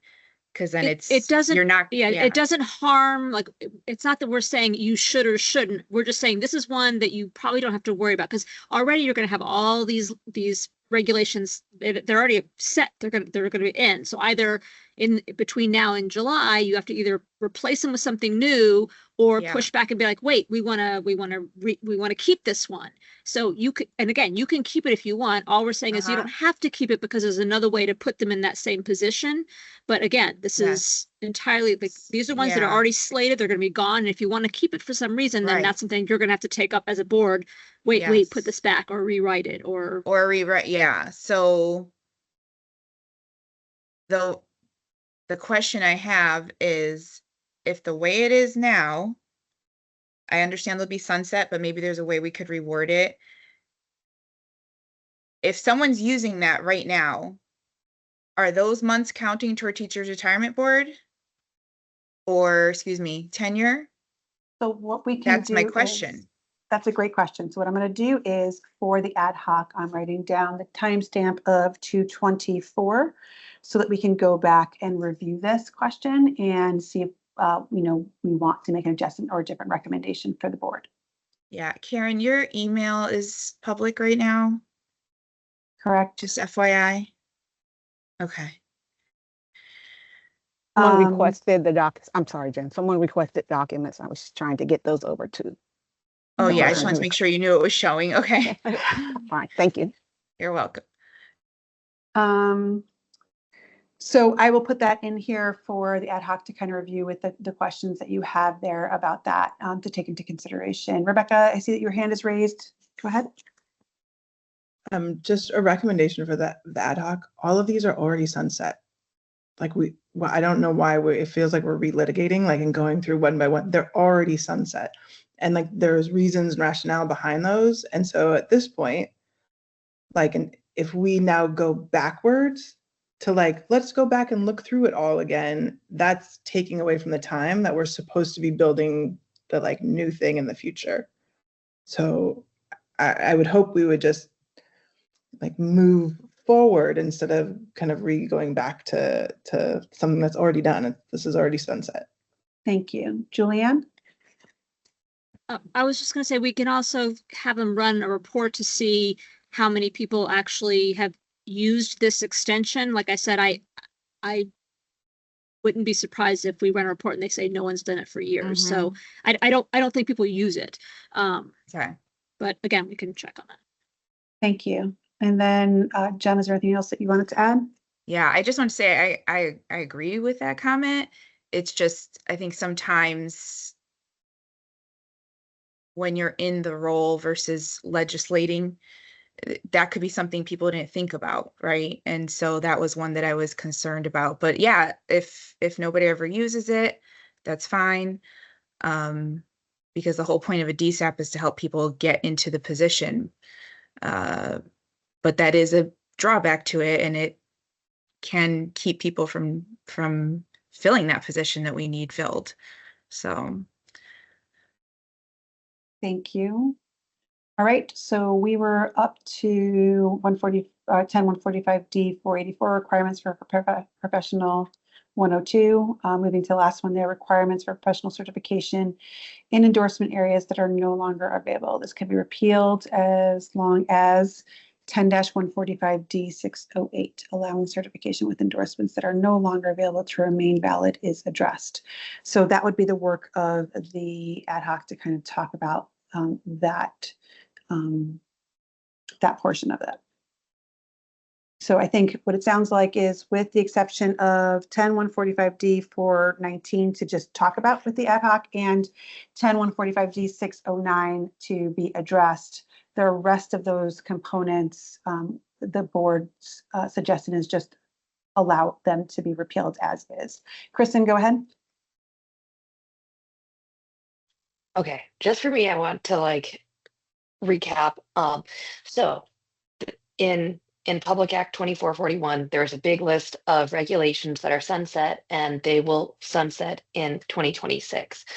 And some of those have unintended consequences and need to be redrafted, revised, modernized. And part of our role of the board is to take those sunset regulations, review them, and see what things are easy to just let go and be repealed and let them lie. That's this document. And then the other ones, the ad hoc committee is going to be spending more time on and making sure that there's, like Jen brought up, no unintended consequences, no teachers that are going to be impacted, or things that need to be edited and modernized.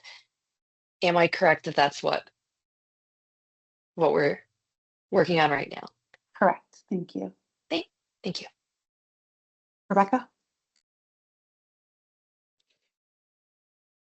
If all of these are everything is being repealed by we're going bit by bit, but the entire system is we need a whole new system come 2026. So if we make changes to these lines, regulation by regulation, and then have an entire different system,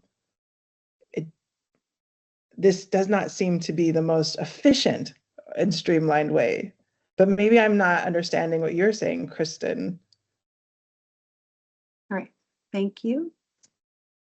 So the next part of this document is just the last two, and they were only in effect until June 30th, 2003. So those have already moved out of the way in terms of concern.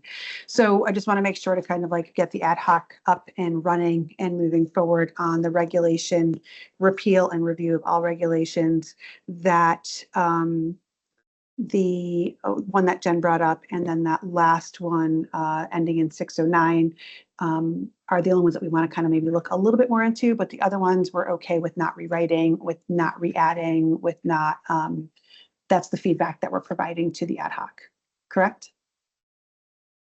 All right, thank you. And then we will move into, because it's 2:30, we've got an hour and a half left. Let me see.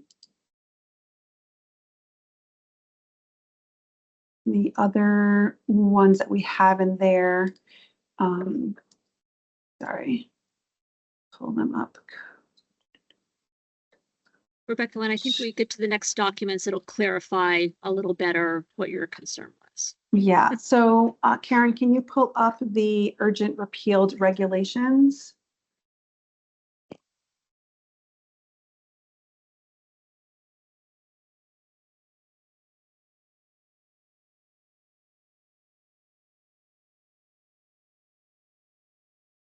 So similar to the previous document, and just correct me if I'm wrong, Lauren and Julie, SDE and Karen went through these for us to kind of look at, maybe some recommendations or considerations for each one of these as they will be repealing in 2026. So they're going to require possibly a little bit more adjustment, a little bit more conversation to be had. So we're really just looking for some feedback to take back to the ad hoc on these particular ones. So if you click on, and we're only going to spend about another 30 minutes on these, and we're going to move on to the other agenda items that we have on there. So if we click on the first one, Code of Professional Responsibilities, that's already been handled. We heard about that earlier today. We're going to be receiving that document that shows the changes made and provide some feedback. And then Cactivus will be handling moving that forward. Next one is requires a valid certification or permit appropriate to the position to be held to serve for a board of education. And it could be reinstated as currently written.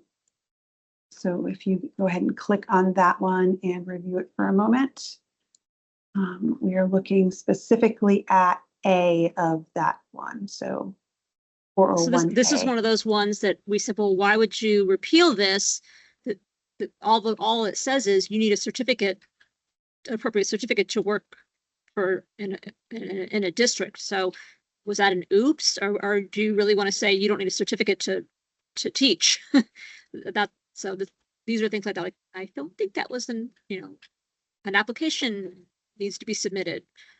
I kind of think, but if you don't apply, are we not issuing certificates? Like, these are ones that kind of puzzled us. Like, I don't know why they were set to repeal, because it will cause a problem by not having them in some format.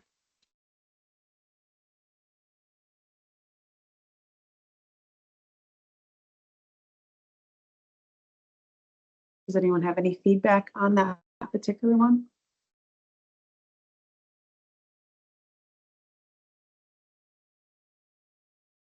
Right, then we will move on to the next one, which is applications must be submitted to apply for certification.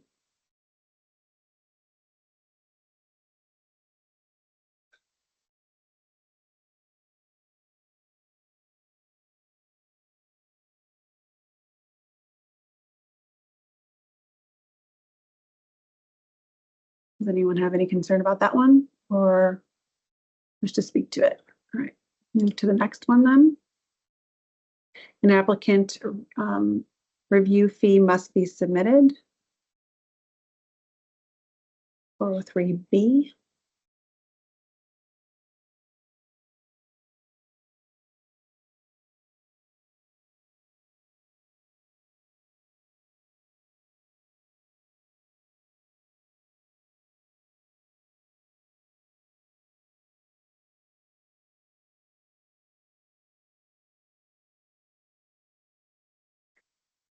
Is there any conversation around that or suggestion that the board would like to make for that particular one? This was a topic of conversation when we were a council.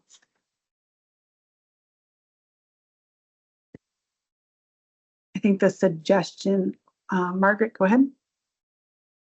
I was just going to say, I think that the language is appropriate because it has on behalf of the applicant. So I know as we're talking about trying to get more folks into the field and get rid of fees, reduce the financial burden, that removing all of it seems like it would be short-sighted, but making sure that that language is in there so that whether it's, state grant, federal grant, whatever it may be, that others can pay the fee in order to sustain the work. Thank you. Kristen, go ahead. Yeah, and because that regulation does have more than just like the fee part, it does say, in cases where successful teaching experience is a condition for certification, that the employing agent would have to respond saying, the nature, the length, the quality of the experience.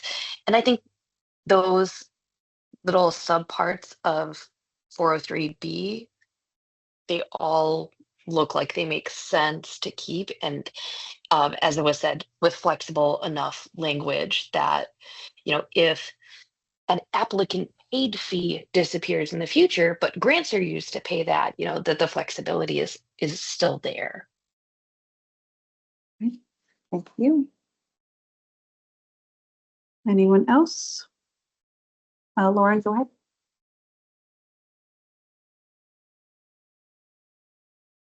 We can't hear you. I think you're not. You're on mute. Sorry about There you that. go. Yeah, I think just Kristen highlighted an important part. We just wrote a brief summary just so you had a sense of like what the regulations spoke to, but you do want to read the whole thing because we just wanted to make it easy for you to kind of know the summary of it. But I Right. think there might be other parts that have more relevancy. I think that's just an important point. Thank you. And there's quite a lot in there. So it's really important that we do our due diligence as a board and really become acquainted with these regulations that are sunsetting and ensure that we're making informed decisions on what we're going to be putting forward and what our suggestions are. All right. So if we move to the next one, then it's the 407A is what it's ending in. Requirements employing districts to confirm a valid certificate or permit before using it or issuing a contract.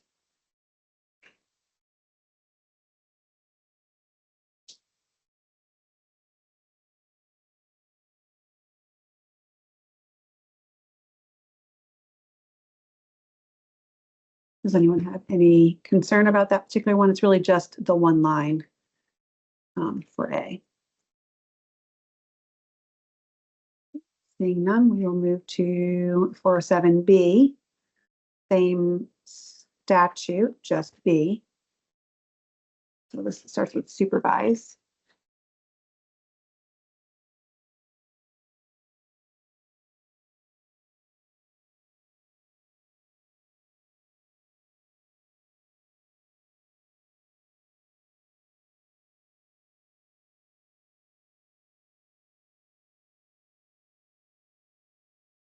I think for this one, we would just have to make it relevant to Public Act 2441, where we have provisional still in there in this particular language. That might be the only suggestion that I can see. Does anyone see any other suggestions?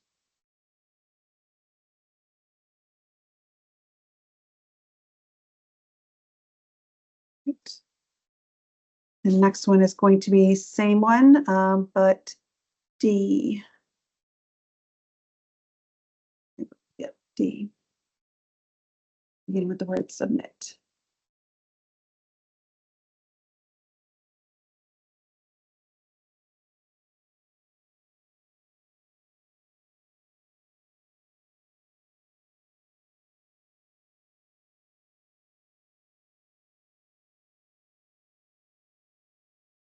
All right, Rebecca, go ahead. I just wanted to, maybe this is a CSDE or if CPRL's still on, I have a question about, didn't we review a memo that went through every single one of these regulations and then like the recommendation on like what to do next? I feel like we did that a few months back. Did that happen or not? Thank you, Rebecca. I think we had documents that were made by CPRL specific to each public act. So outside of the public act, we're just looking directly at the regulations. Is that, I don't know if there's somebody from the CPRL team, part of the public act to go through each of the, I think it's our responsibility as board members to do our due diligence and go through the regulations and ensure that we have a clear understanding on what these regulations entail and to provide guidance to the ad hoc. I know I'm asking the question to CSDE and to CPRL. I agree, it is our due diligence. I'm just checking to see that, like, we've been doing a due diligence for a year now on this. So I want to make sure if we have other docs to like support us in this process, like, let's continue to pull those back out. I'd be curious. I mean, you see what CPRL says otherwise. The documents I've seen from CPRL are very broad. Like, this is a list of everything that's being repealed, and it didn't tell you what those areas were. So again, without breaking it apart and saying, "Oh, this is a coaching one from the 1980s, we don't care about," versus this, you know, here's one that talks about what do you need to be a math teacher. Well, if you sunset that and you don't replace it, no one can be a math teacher until we have something new in place. So I think the super one was much more broad. I never saw anything that dug down deep until that's why we did this. It's because we couldn't find anything showing the specific regs and how they should be treated. And for the purpose of these meetings, any questions are directed to the chair, and then we move from there if the chair feels that we need to ask the questions or not, or continue along with the discussion as outlined in the agenda. So I hear your concern in you know, in different ways. I can't ask questions of SDE or CPRL. I need You to ask you can, but it's directed at the chair, then the chair moves it from there. So are you saying that you will not ask CPRL my question, or you will? No, I'm not saying that I will not ask CPRL your question. I'm saying that for the flow of this meeting, we need to kind of keep things moving and ensure that we're following the guidance and the guidelines that we're supposed to be doing to ensure the meeting moves forward. So let's go ahead and I think Julie just answered it, correct? No, I asked for CPRL. I was just checking to see if you were going to ask the question to CPRL. I can certainly ask the question to CPRL. I will state that I think that we had some document errors in those original memos here and there that some updates were provided to in yellow in a couple of them, but I'll let CPRL go ahead and answer, you know, the broader, they did a really nice job creating memos for us for the ad hocs to use for very specific statutory requirements. But I'll let CPRL go ahead and weigh in at this time. Sure. Yeah, we did provide some kind of like detailed analysis, regulation by regulation, for the regulations that were sunset by the Public Act, and we can re-up those memos and send them across again if that would be helpful. So some of the things, for example, that are here, I believe that we determined are covered by other regulations in detail, so there wasn't a need to have it twice. Tom can probably say more about that, but if it would be helpful to just like resend in one batch those memos. I know that we sent them in multiple batches, and there was like a very early version, and then there was like a bunch of subsequent versions that were tagged to specific ad hoc committees, but prior to that there was a longer memo. But Tom, I don't know if you wanted to add anything. So with that in mind, I'm just going to have you guys send us that then, and I will forward that to the ad hoc when it's created to go over regs. And we will continue on this work here. Jen, go ahead. Yeah, so as a board member, I think both the CPRL and then now we have this extra layer of the CSDE supporting us and being here if we need to answer questions, etc. So I appreciate that they did this work for us so that it could be a little more tailored, because they're two different lenses. So thank you, Jen. All right. Yeah. So I think we were on one,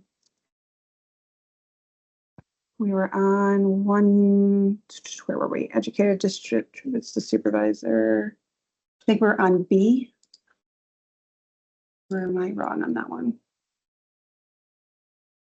Madam Chair, I think you moved on to 10145D 407D. D as in dog. Yes. All right. So is there any feedback for the ad hoc group on that specific one? All right, seeing none, let's move to the next one.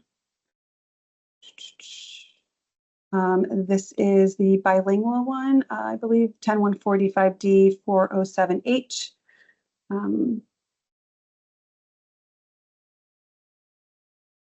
Is there any conversation around that one, given the feedback in there that bilingual teachers must demonstrate their fluency in both English and the world language, e.g. Spanish or German? It's unclear if this regulation is necessary.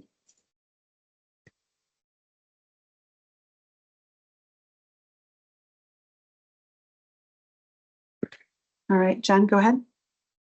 So this one, this one's a struggle for me because when I was a school administrator, I opened a dual language program in Connecticut, and it's hard to find people who are certified in the content and the language, which is what bilingual is. You have to have both. And so it's tough because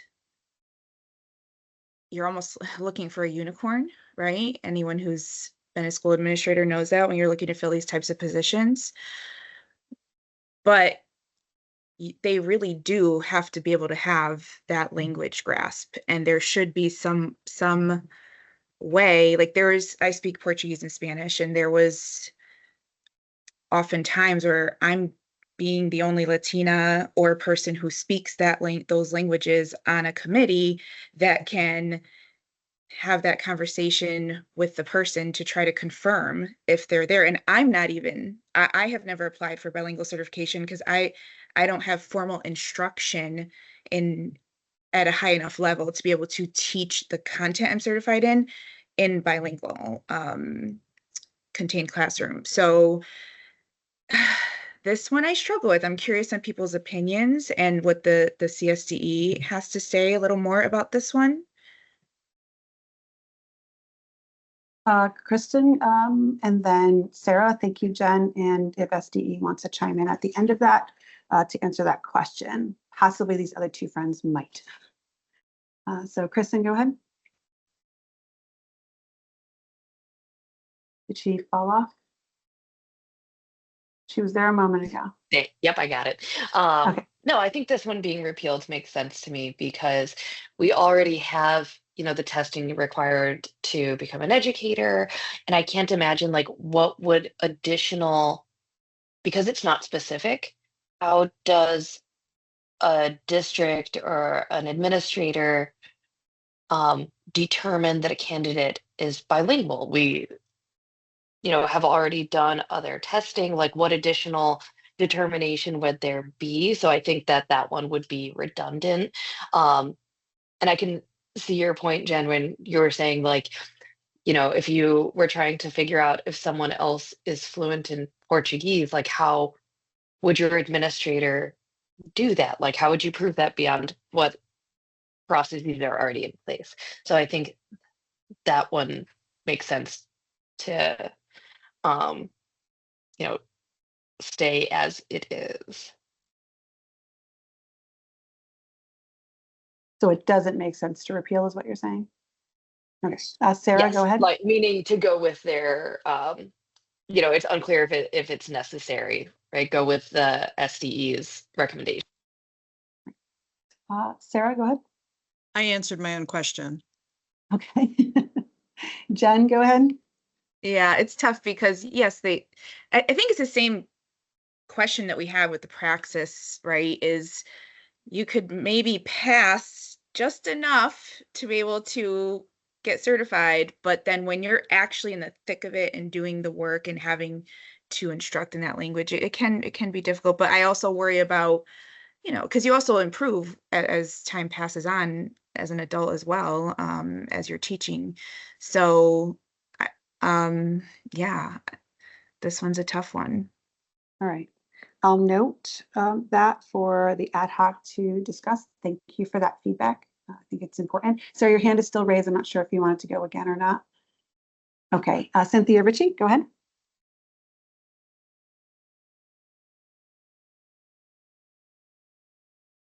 My apologies. I put my hand down, but not my microphone on.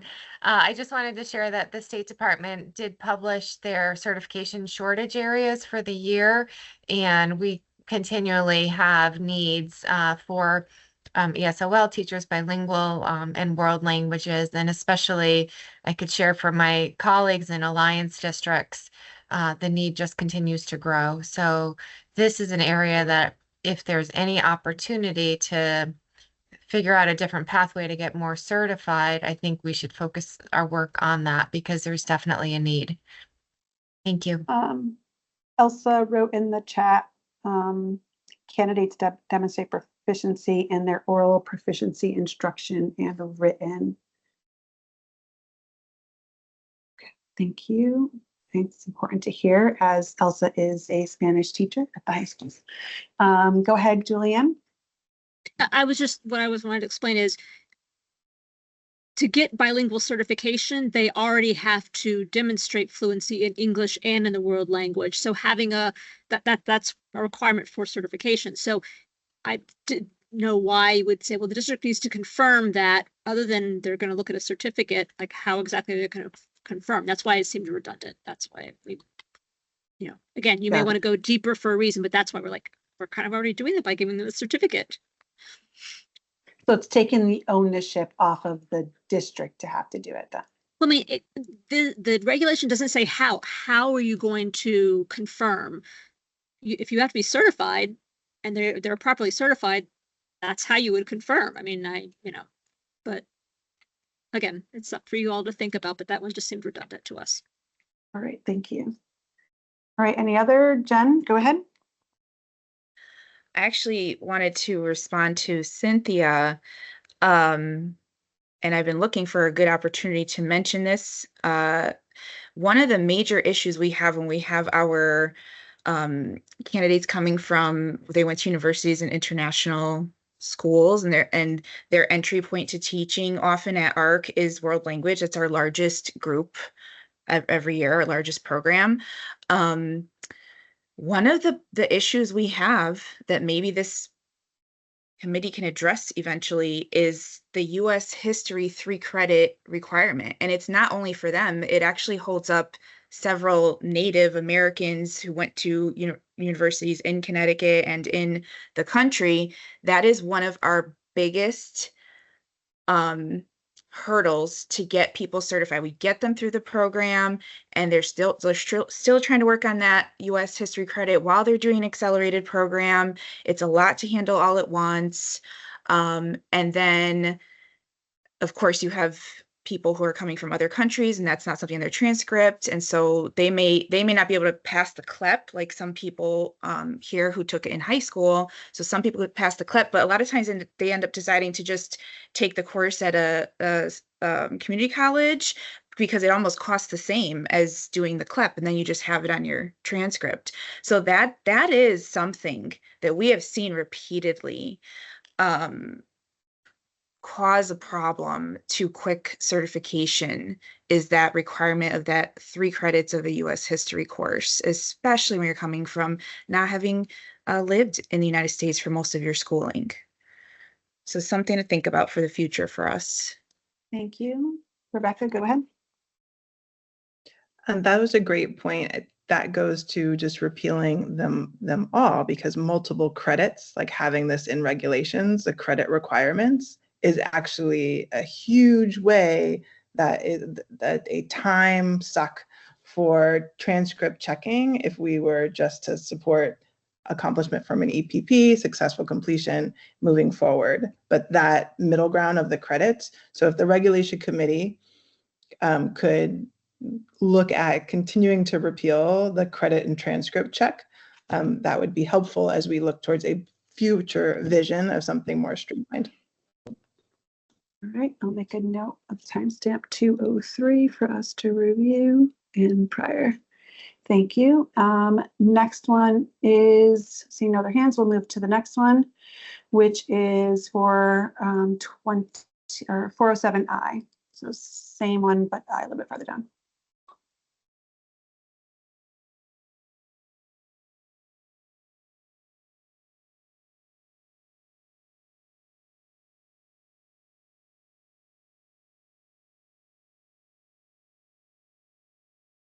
I kind of feel like since COVID, the exceptions have been put into place. for this one where there was not a requirement for bachelor's degrees for substitute teachers.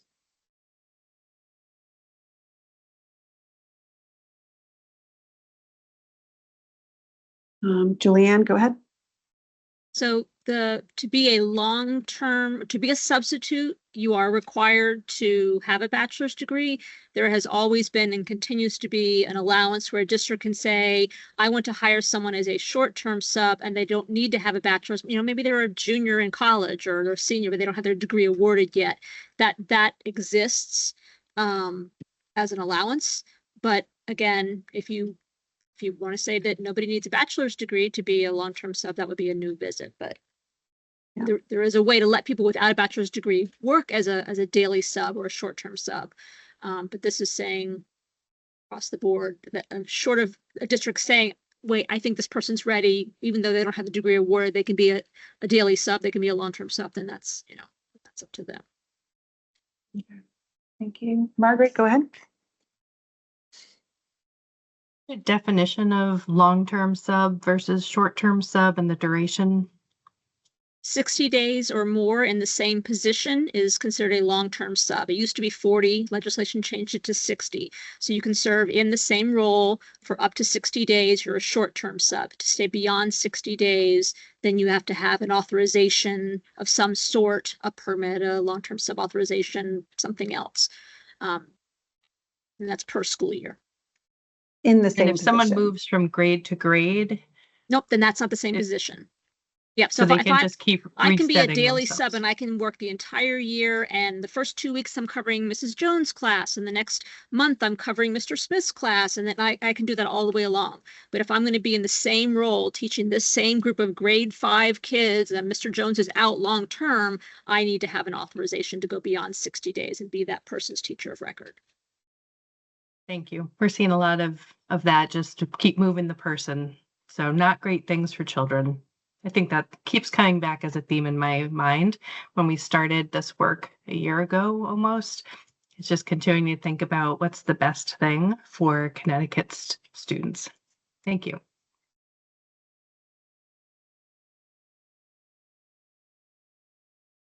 All right, so let's move into the next one. Requires an appropriate certification to serve as a teacher in grades K through 6, I believe is the one that we're on now.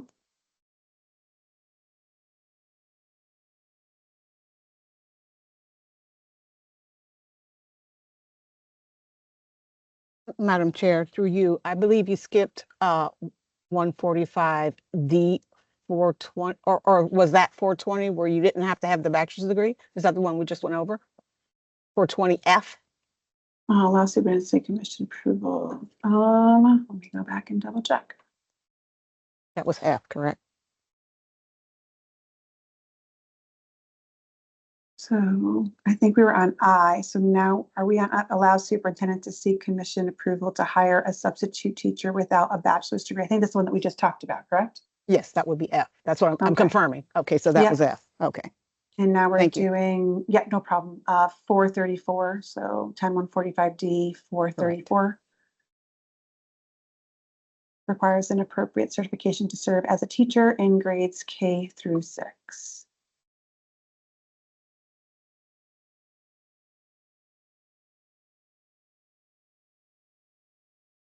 Now it actually says pre-kindergarten through grade 6 already. But with the possibility, I guess we would have to change it afterwards if the birth through grade 3 changed in there, but that would be additional.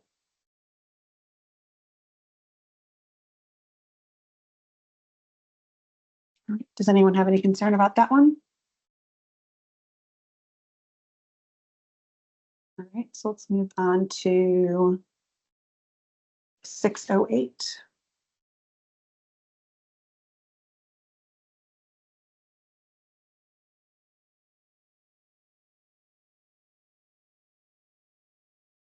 This is the section that we referenced when we said the 609 could be just, let go of as long as you deal with 608. So the first list that was like, who cares? This is what we were cross-referencing.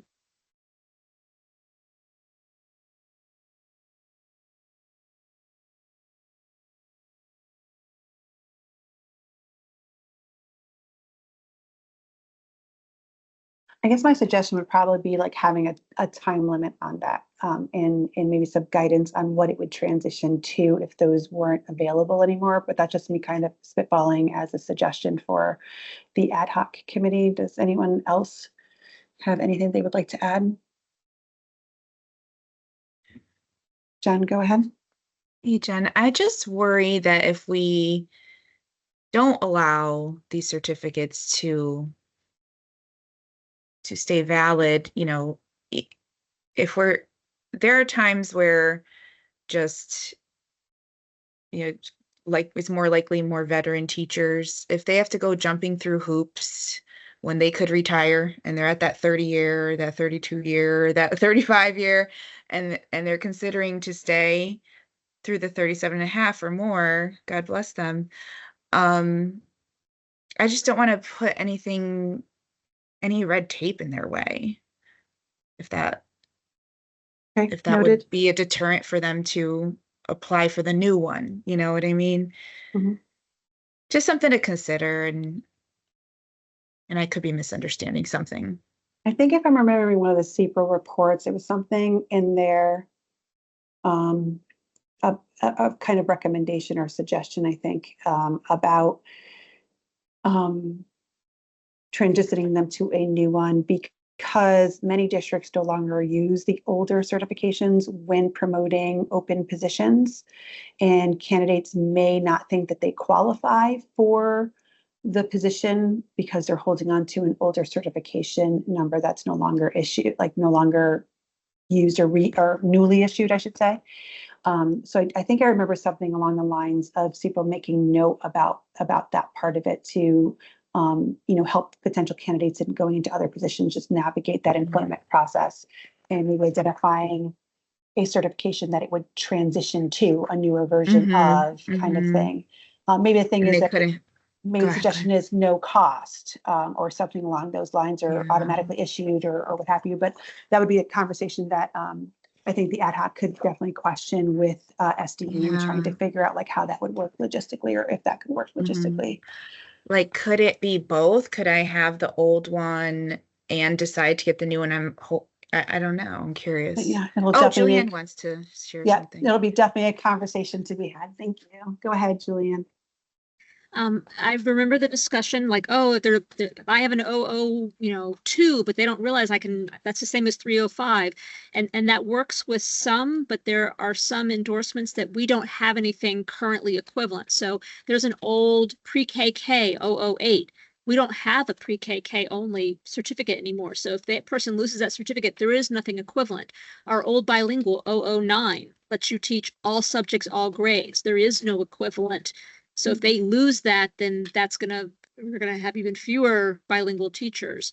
So there are some that we have an old middle grades one that lets you teach all middle grades, and the current ones are all like middle grade math and middle grade science. If you take away the old ones, somebody who could have been able to teach all subjects in middle grades now can't. So that was the concern with, if you take away the old ones, sometimes they can't be replaced. We don't have an equivalent that exists anymore. So maybe kind of like what happened earlier, maybe we could get a report on how many people actively hold in those positions. Some of the ones that have been retired, like the pre-K one that you were just talking about, and seeing, what the demand is on there in terms of current relevancy.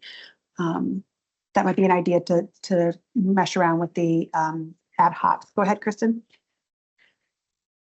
Yeah, based on what everyone has said, it makes sense to just reinstate this particular regulation so it keeps all of the flexibility.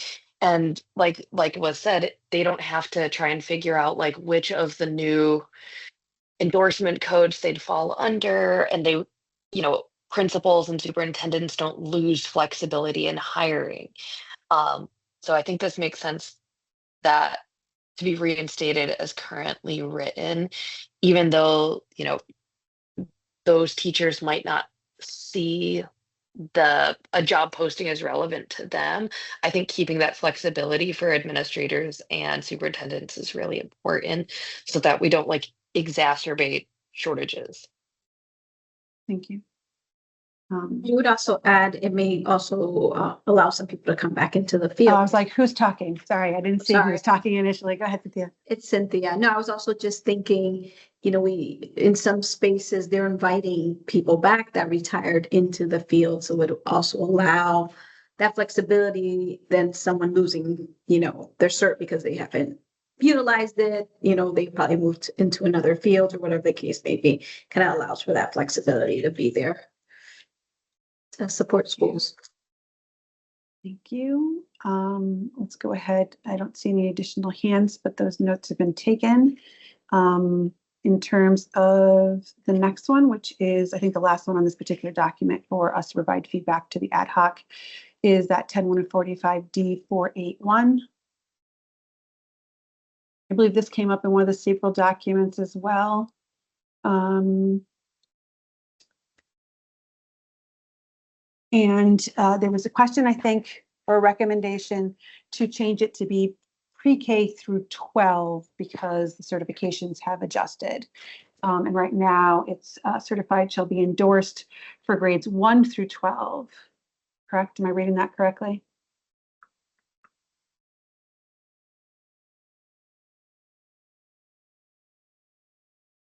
So there might be some additional changes that could happen there to kind of align it with current certifications that we have.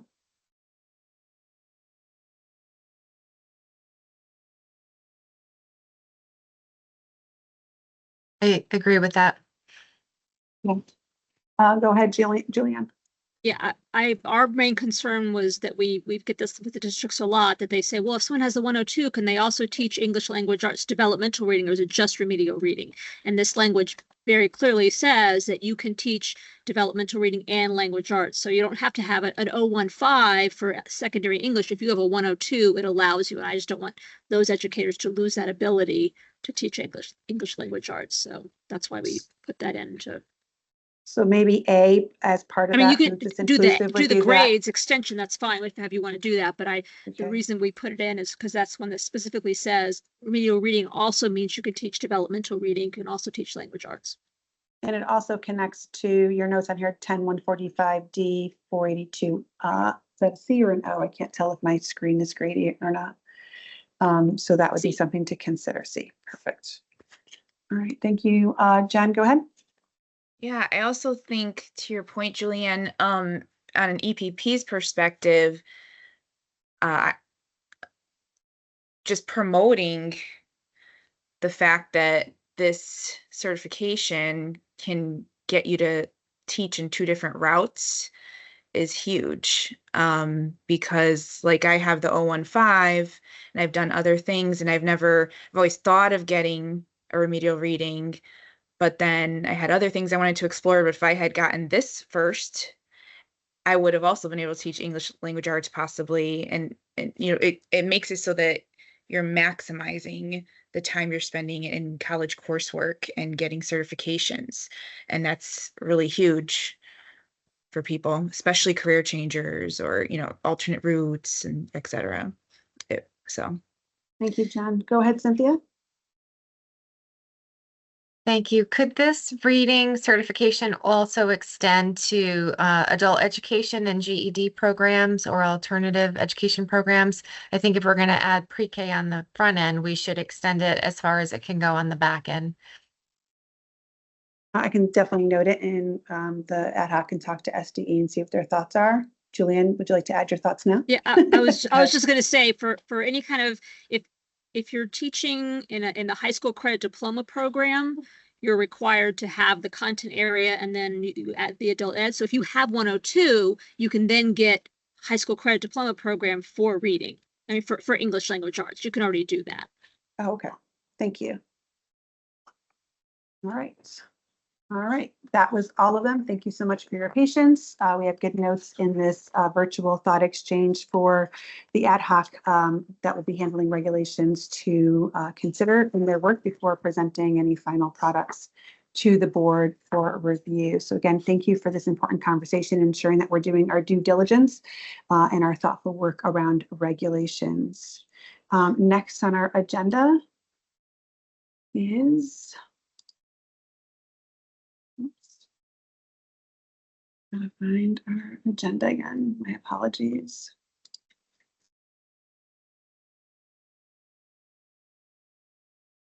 All right, next we have the pilot waiver to satisfy minimum content knowledge, continued work.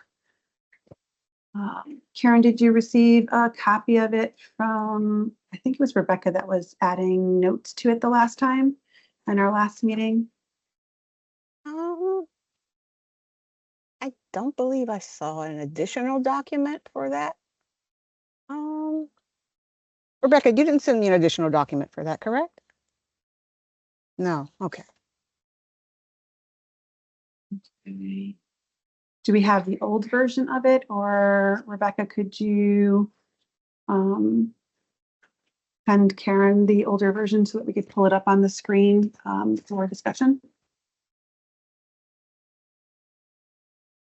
It was tabled to discuss at the next meeting, so the old document would still qualify for this document, for this meeting.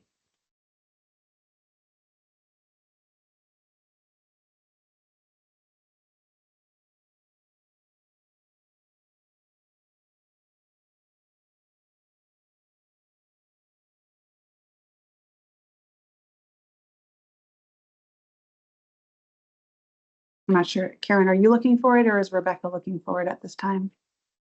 I mean, if it's in the old documents, Karen, can you just pull up what the old one is? I'm looking for it, but I have the thought exchange vision questions. Is that what you're referring to, Madam Chair? No, the waiver, the pilot waiver that Kristen and Rebecca had been working on in ad hoc. And then we were primarily focused on Rebecca's version. Okay. So that continued work. While you're looking for that, why don't we just go ahead and pull up in the interest of time, pull up from the documents that were sent the calendar for 2025, 2026. We do have some action to do there in terms of whether we want these to be fully virtual or fully in person. I will say that this fully virtual was fairly successful in terms of any technical difficulty that we might have had in a hybrid situation. So if you could pull that document up first, just check the dates and see if there's anything that we didn't foresee in the dates for the second Tuesdays of the month.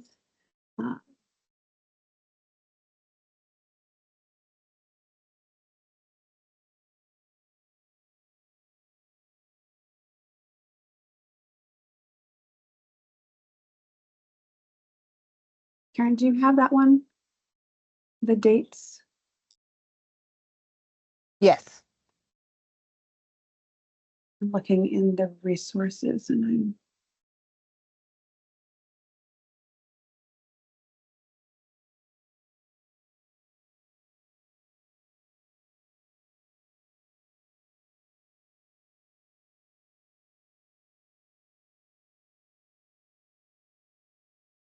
all right, there they go.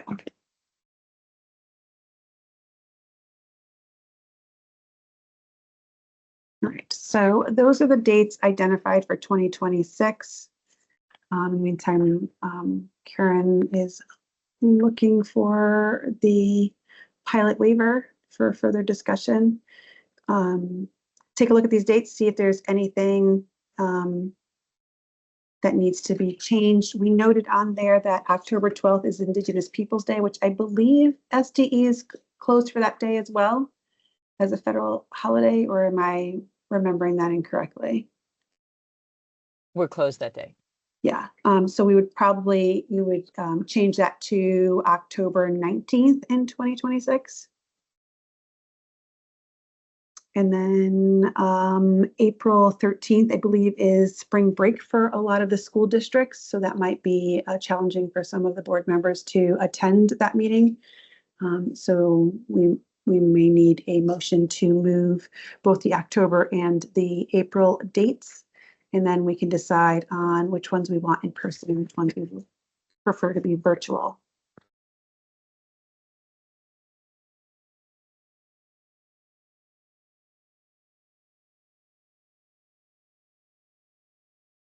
So the April date would move to, let's see, 2026. Moving the April date from the 13th to the 20th. Our bylaw state that we have them on the second Tuesday of each month. So I would need a motion to move the April meeting from the 13th to the 20th. And I would need a motion to move the October meeting from the 12th to the 19th. Can we do that in one motion, Jen? You sure can. All right, then I move that we move the April meeting to April 20th and the October meeting to October 19th. Do I have a second?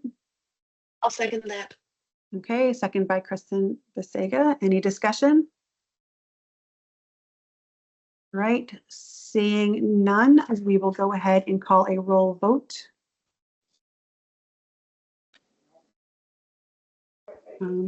I will actually do it because I know that Karen's looking for the other document. So Cynthia Ritchie? Yes. Okay. Kristen Besega? Yes. Elsa Batista? Did she step away? I know that she was having something delivered. She might have stepped away. You put it in the chat. She got put it in the kicked out chat. and now she cannot hear. Oh no. All right. Tiffany Coette?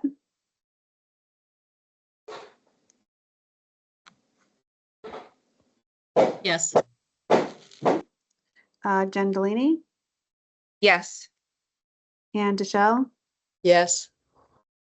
Sarah Fitzsimons? Yes. Rebecca Good? Yes. Jenny Graves? Yes. Margaret Gustafson? Yes.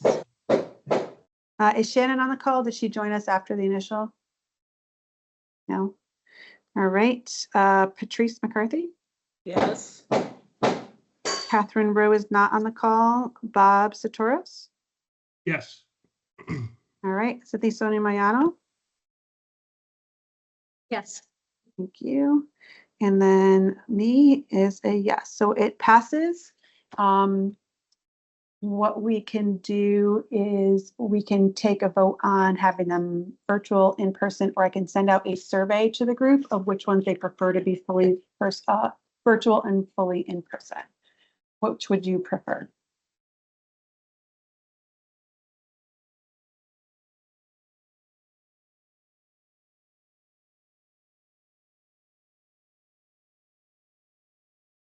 Go ahead, Sarah.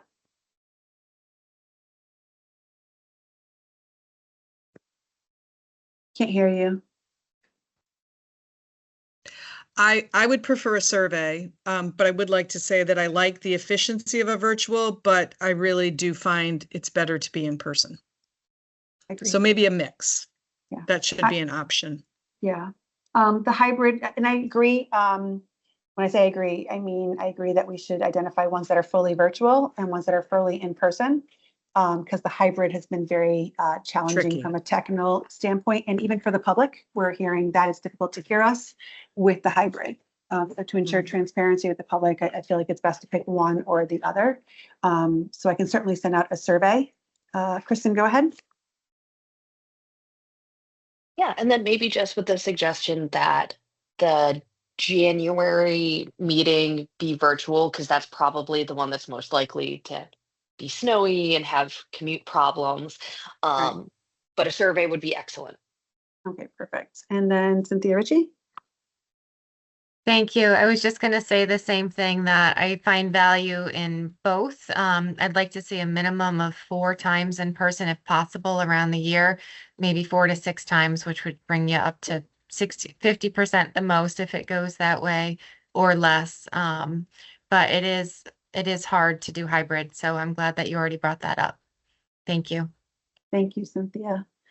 Cynthia and I had actually talked at a previous time, way back before vacations started.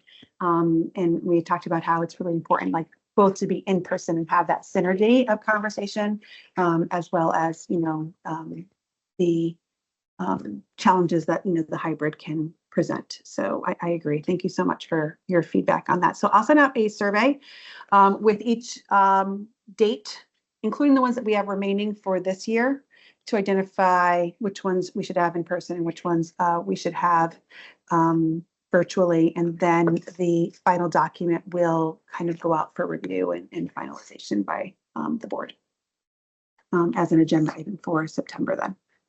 All right. All right. So then our next thing is, did we find the document, Rebecca and Karen? The document, I believe Kristen, I didn't create the document, but I know so I don't have it in my thing. It was like Rebecca's document and Kristen's document. So I can't find it. I did take some of my notes and put them on something. Kristen, do you have it by chance? No, that was the meeting where I was having technical issues and was like holding up a sign, and then I had to like call Jen, and then was driving halfway through. So I know someone had it on the screen and was like typing into the document, but that wasn't me. I can find an older version though if you guys want me to look. I mean, if we're not able to find it, then we'd have to table it to the next meeting, but. I found it. I think I found it. How do I Is get that it? Elsa? It is. Look at that. Look at what I can Wait. do. Yeah, it says minimum content knowledge proposal submitted by Rebecca Good, right? That one? Yeah. Yes. Yeah, Okay. we have that one, but the updated, I think the person who was typing into it while we were talking was Chloe. It was Chloe. It definitely came from Chloe's email. Okay. And she was doing the updates because we have the original. All right, let's see. Um, Okay, I'm gonna so email I'm it. gonna copy and paste what I'm seeing on our portal into the chat and see if this is the one. And if it's the one, maybe Karen can create a working document that she can put up on the screen of it for us to kind of go through. So first, board, click on the link, make sure that's the one. This came from,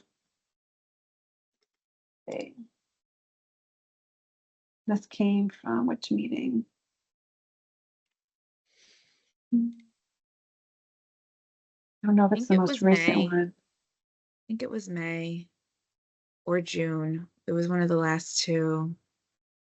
I think it was the June meeting, because I see a link on there for June 9th. There was a minimum content knowledge document linked in there, which is the one that I just put into the chat. So Look at Rebecca, June 18th.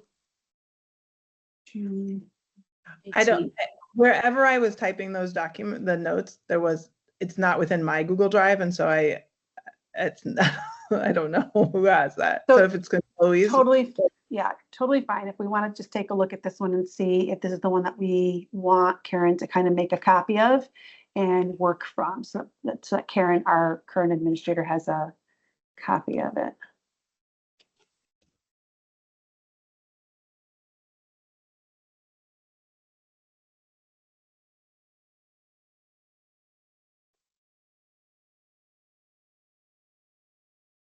In the meantime, look it over and we'll open up discussion on this so that we can continue the discussion on this pilot for minimum content knowledge waiver.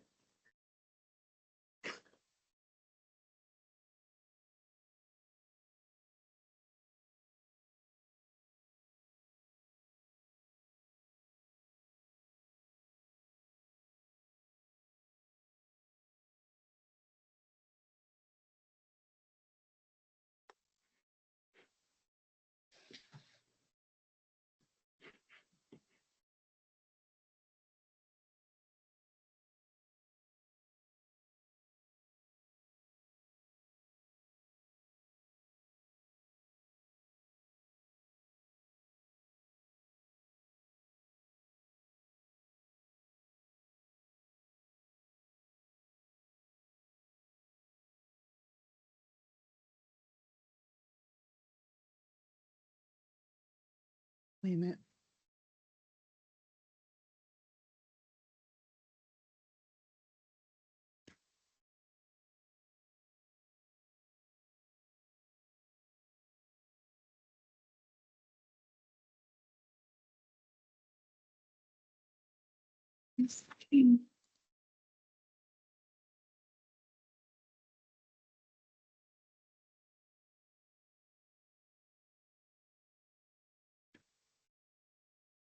Okay.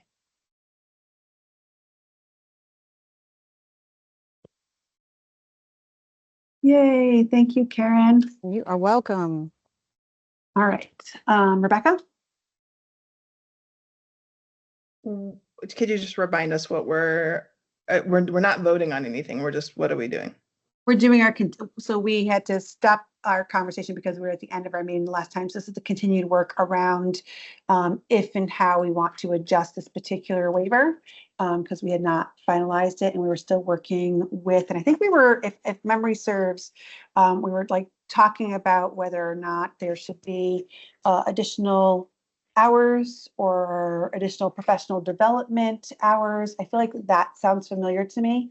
But without seeing the document that Chloe had prior, I'm not really sure what changes were made to this one.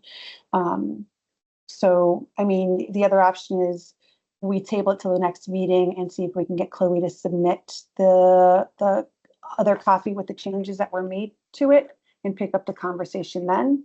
Or we work from this document for the next 33 minutes or so. Yeah, I say we work from this document, which is fine. I'll create one that I can now always find. So, so I guess it's just open up to discussion for the additional details for the waivers.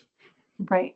So I think what we had agreed on was, you know, the groupings, that they had to pass the, or candidates who pass the exam have fulfilled the minimum content knowledge expectation. Candidates who do not pass one or more exams but come within range to be eligible for the Praxis 2 bridge will complete a bridge which fulfills the minimum content knowledge. And then I think we were working in that group 3 in terms of EPP and district approved waiver. So currently it states that candidates complete additional minimum content knowledge supports identified by the EPP, additional course, additional observations. So I guess it would be open to conversation to amend, adjust, and see where the conversation takes us. So Jen, go ahead. Hi.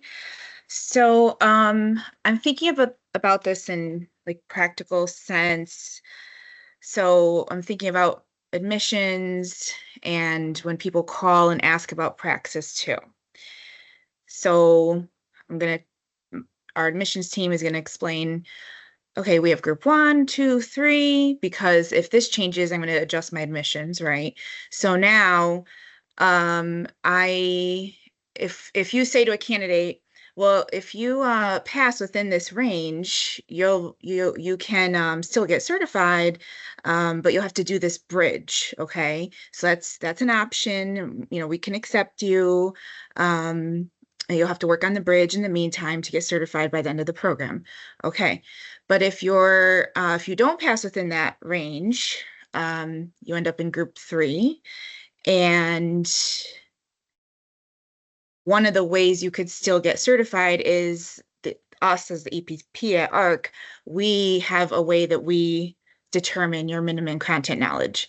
So now I'm the applicant and I say, okay, so if I bomb the test, I can just, you know, not have to do this bridge, and ARC is still going to support me to complete, like, let's say I have a bachelor's degree in the field or whatever. So it kind of like makes more sense to me that we keep all this, except we move waiver option 1 by the EPP to fit into group 2. Like you could either do the bridge or do the same thing that group 3 people do when the EPP decides.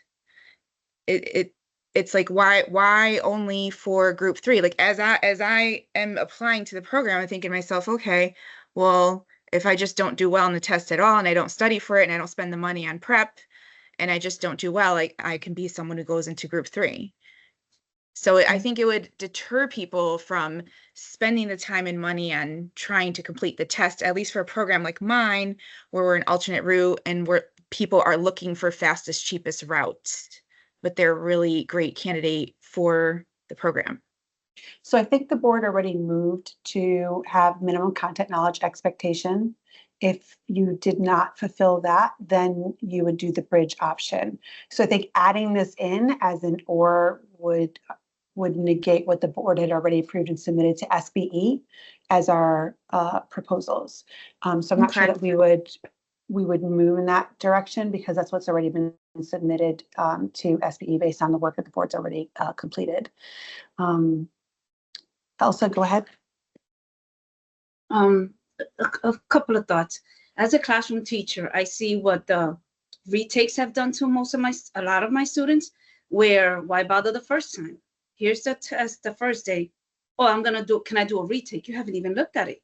And I'm not saying that this might be the same for adults, but I do believe in making it accessible to those that, are having a hard time. But at the same time, if you don't, if that error margin doesn't work and then the bridge doesn't work. I remember I took the math practice many years ago, and I don't think I had all these things. These things were not in place in Connecticut at the time. I had to get a tutor. I had to figure, and I'm not a math teacher, but I needed that piece in order to be a world language educator.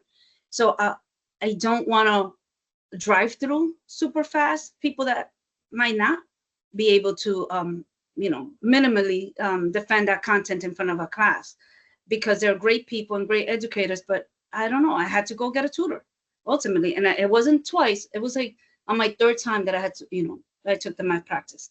And it was expensive for me and everything, but that's what I needed. And I'm not even a math teacher.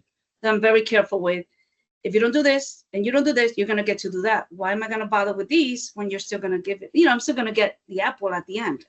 So just careful with that for me. Sarah, go ahead. Thank you, Elsa. I'm glad Elsa said what she said. It's that balance of, I don't want to prevent someone from becoming a teacher because testing is hard for them, but what are our standards?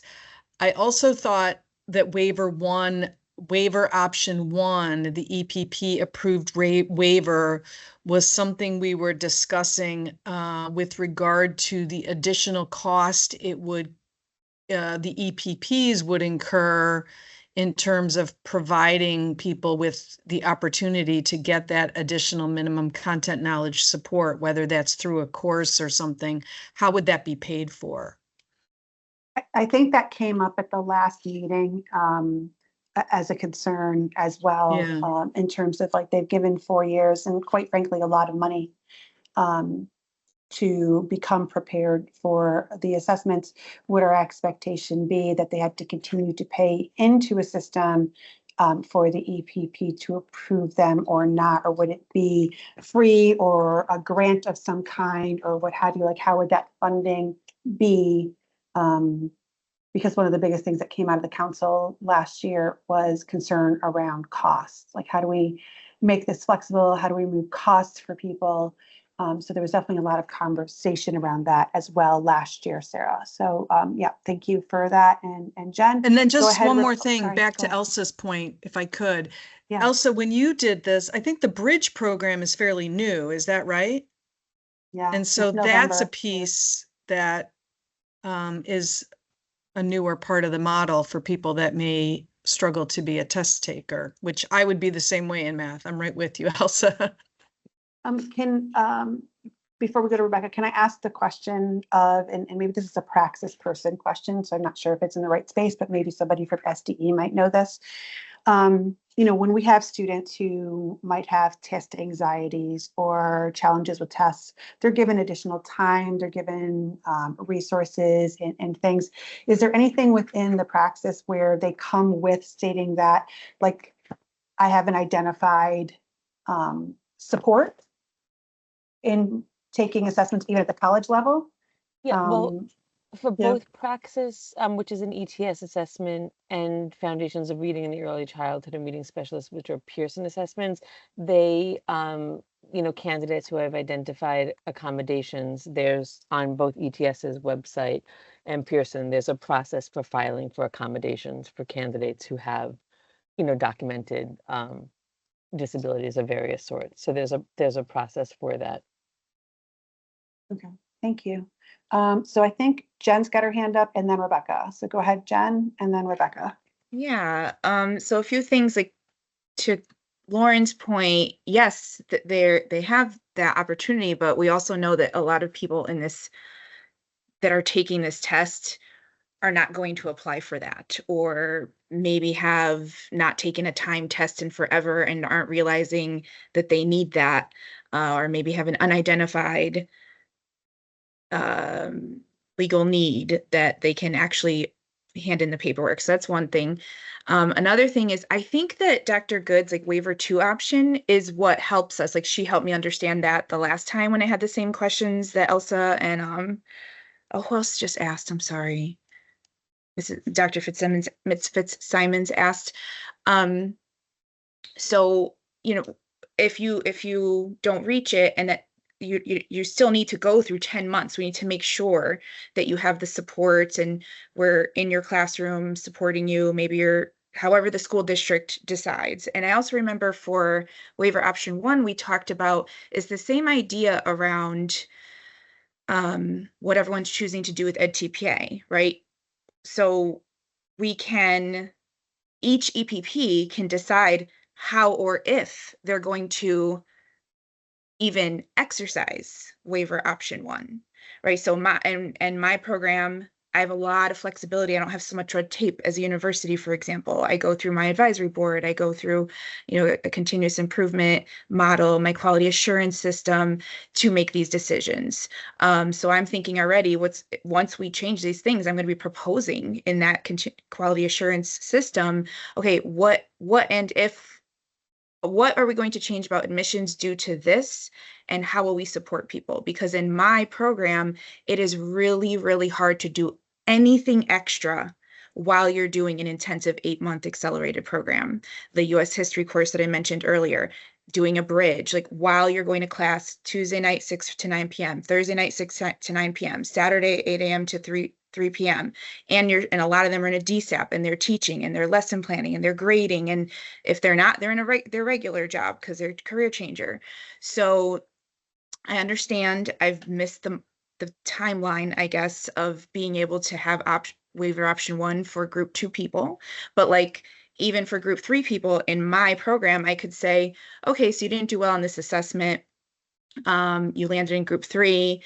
As long as you have this number of credits in the content area, I'm going to allow that person to continue, right? So, but someone else at another university with whatever system they make for decision making, whatever tape they have to go through, may say, okay, waiver option 1, it's an option, but we're not even going to exercise that option. Or this is how we're going to exercise that option differently from how Jen Delaney at ARC is going to exercise it. If I recall, I think that's kind of what we talked about, that this would not be mandated, that EPPs have to do waiver option 1. So those are my thoughts in the last few minutes. If anyone wants to respond to help me, maybe I'm not missing something. All right, so Rebecca, go ahead.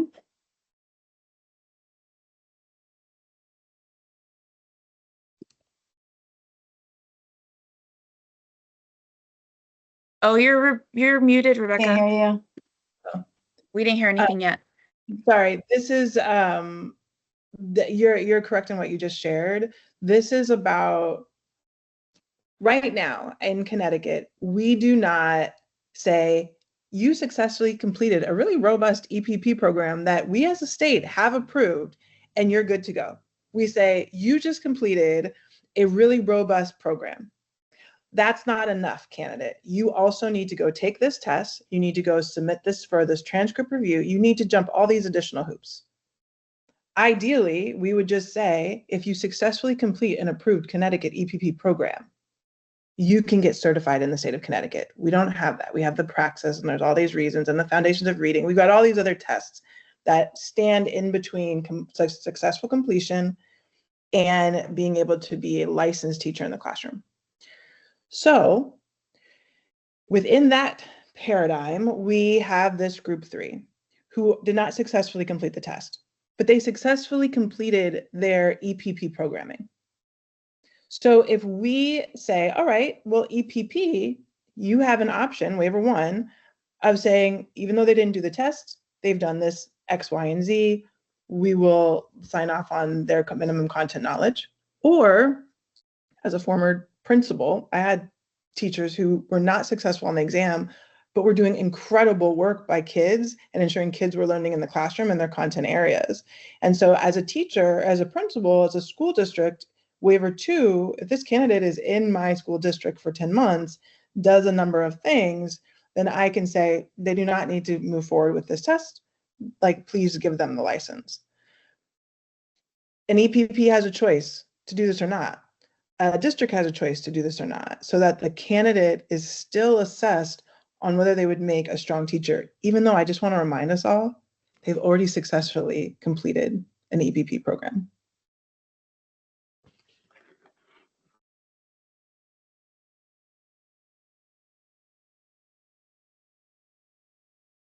Dan, if you were calling on me, you're on mute.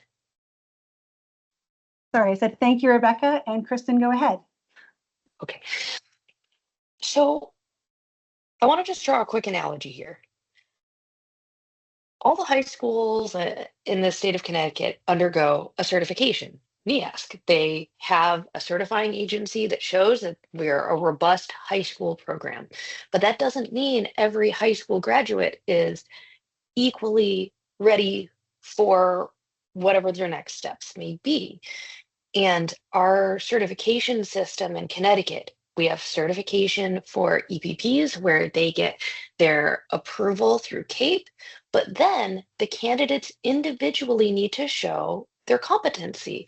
In the same way, a high school graduate would need to show they're able to do whatever task their future employer, their future school, the Army, the tech program, whatever program they're going into post high school.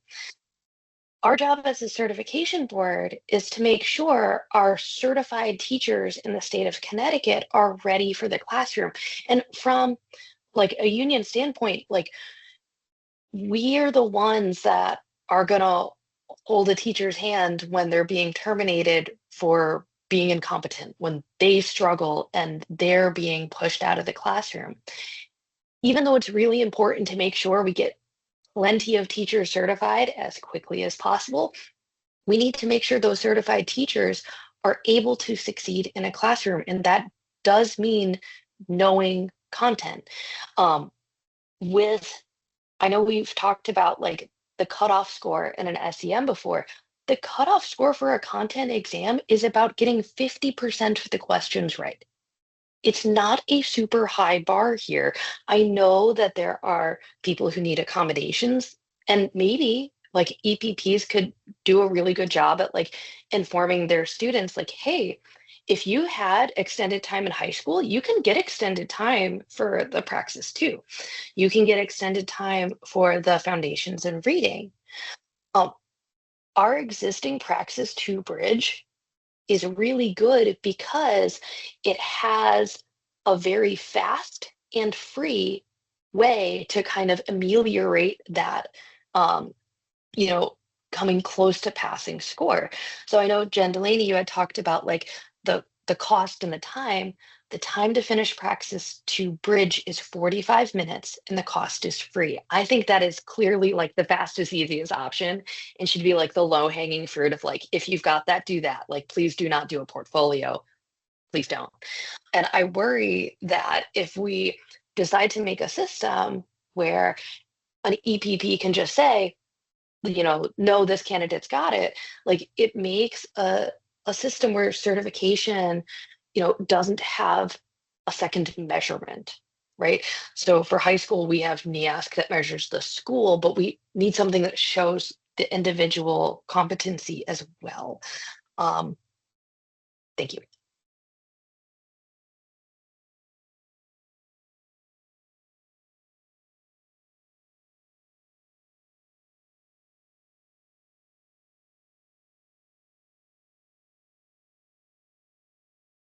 I keep putting myself on mute, sorry. Jen Delaney, go ahead. Thank you, Kristen. Yes, thank you, Kristen. So it may help ease your mind. So in order to be accredited, you have to clearly show, as an EPP, you have to clearly show how you, in your program, measure content area knowledge, and Praxis 2 is only one of those ways. I think I've told a story on here of a few candidates who, yes, they passed the Praxis 2, but a lot of our content area, most of our people end up becoming middle school or high school teachers. So you do have more advanced curriculum and concepts, but also a lot of the tests are, you know, I talked about business. So you have accounting and finance and just so many different types of courses you can end up teaching. And so even when someone, because you have to pass the Praxis 2 to get into my program as the way it stands right now, because there's just not time to do it later. So that's our current admissions requirement. So they come to us with that, and most of them it's just because they test prepped and they have the content. So they did both and they passed. So now we catch it because we are accredited and we follow all of the standards of best practice as an EPP. We catch it. So as soon as one of our faculty members might start noticing that a person who passed the math but maybe seems to continuously struggle in calculus or a different type of mathematics, we see that right away. We support the person.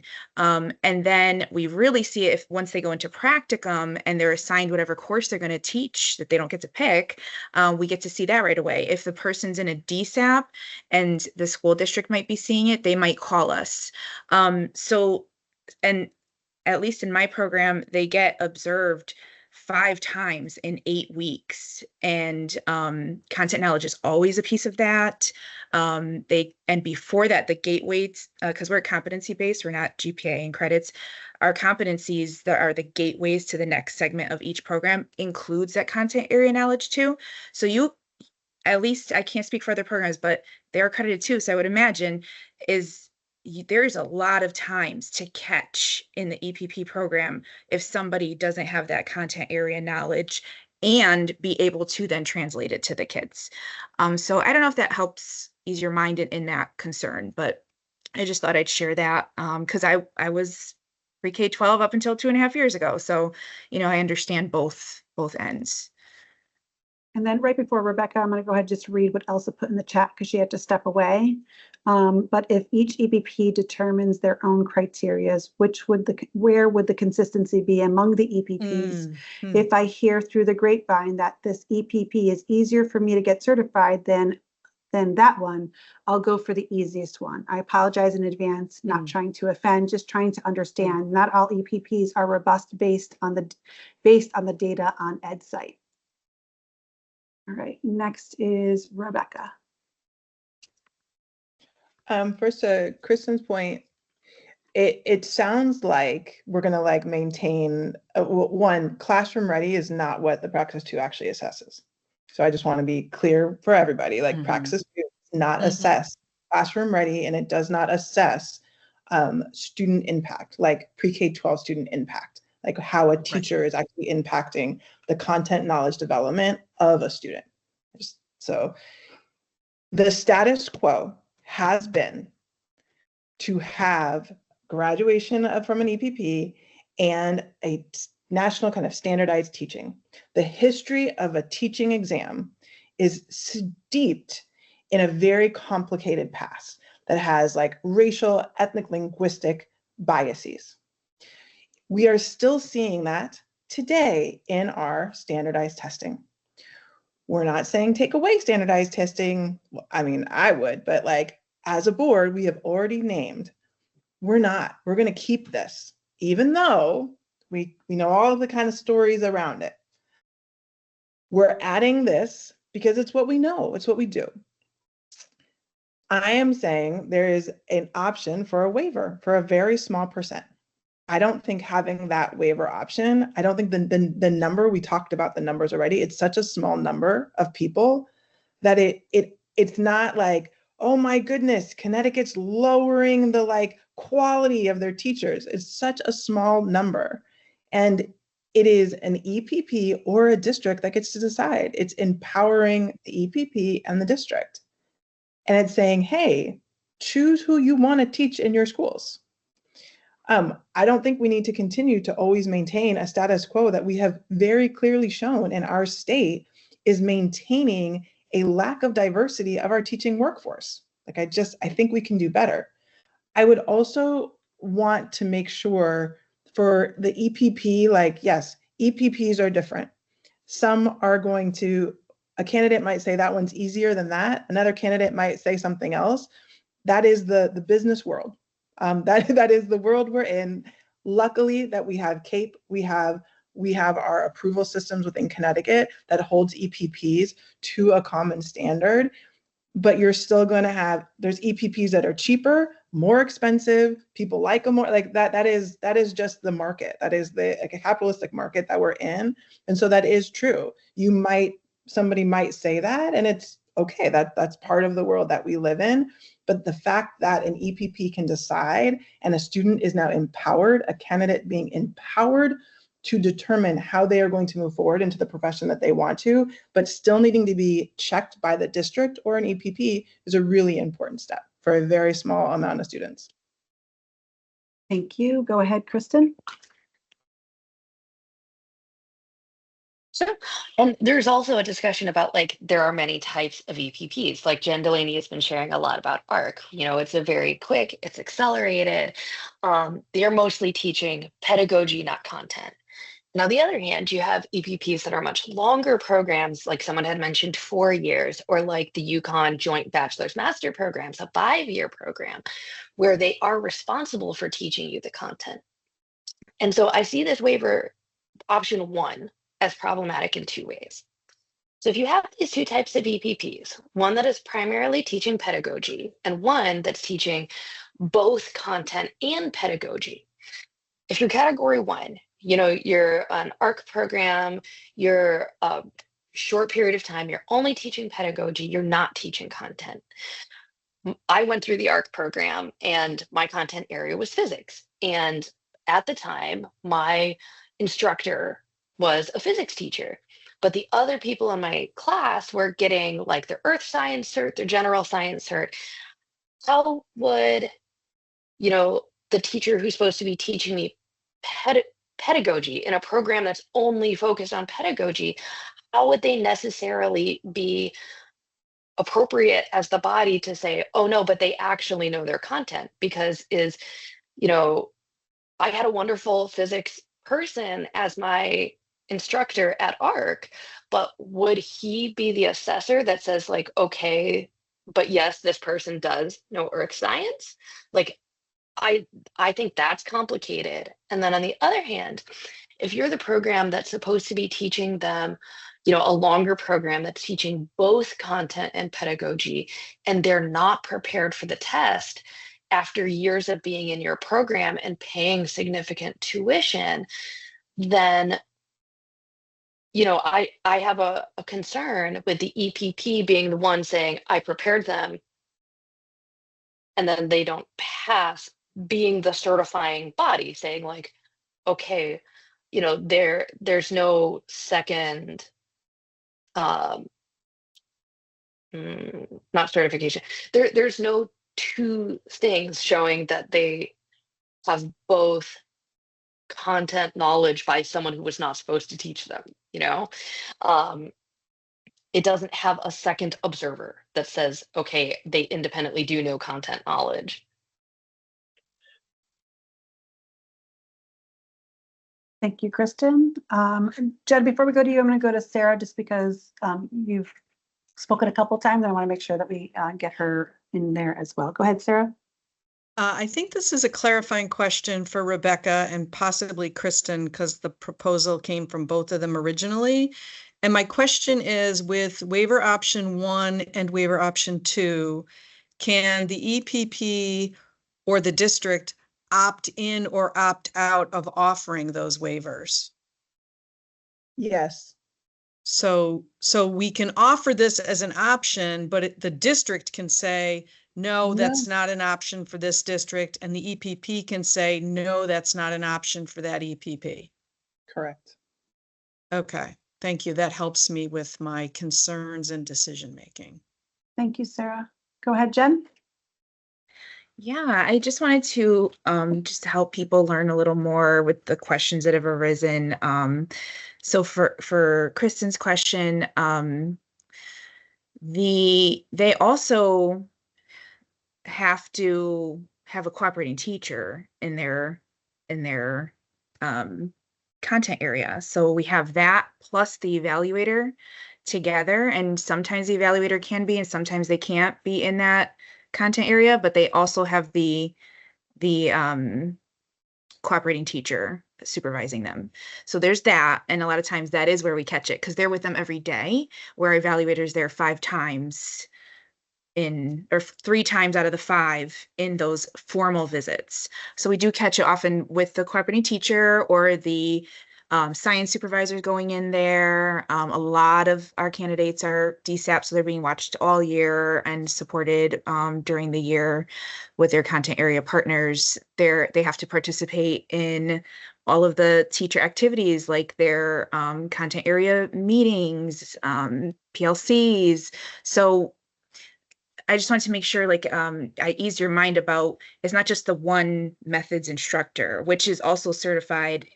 Yes, science has multiple, but the person who's instructing them, like you said, is a science certified person. But then once they're in the school, they're going to have a matchup and a lot of supervision by a lot of different people in the school because they're partners with us in an EPP. And then the question that was in the chat, which is why I originally raised my hand, talking about the EPPs not doing all the same thing. Like, well, school districts don't all do the same thing to meet needs of students or follow regulations either, right? And then EPPs can be different. So, you know, I think, and I'm not saying that you meant this, but this is an example. I think, so we turn away about 50% of all of our applicants because our program is not for everybody. An accelerated, graduate level, very intense and rigorous, accredited ARC program is not for everyone. So it may seem like, oh, ARC offers a waiver, so it's going to be easier. But then they actually look into what we do here and they're going to say, oh, no, that's actually a lot harder for me.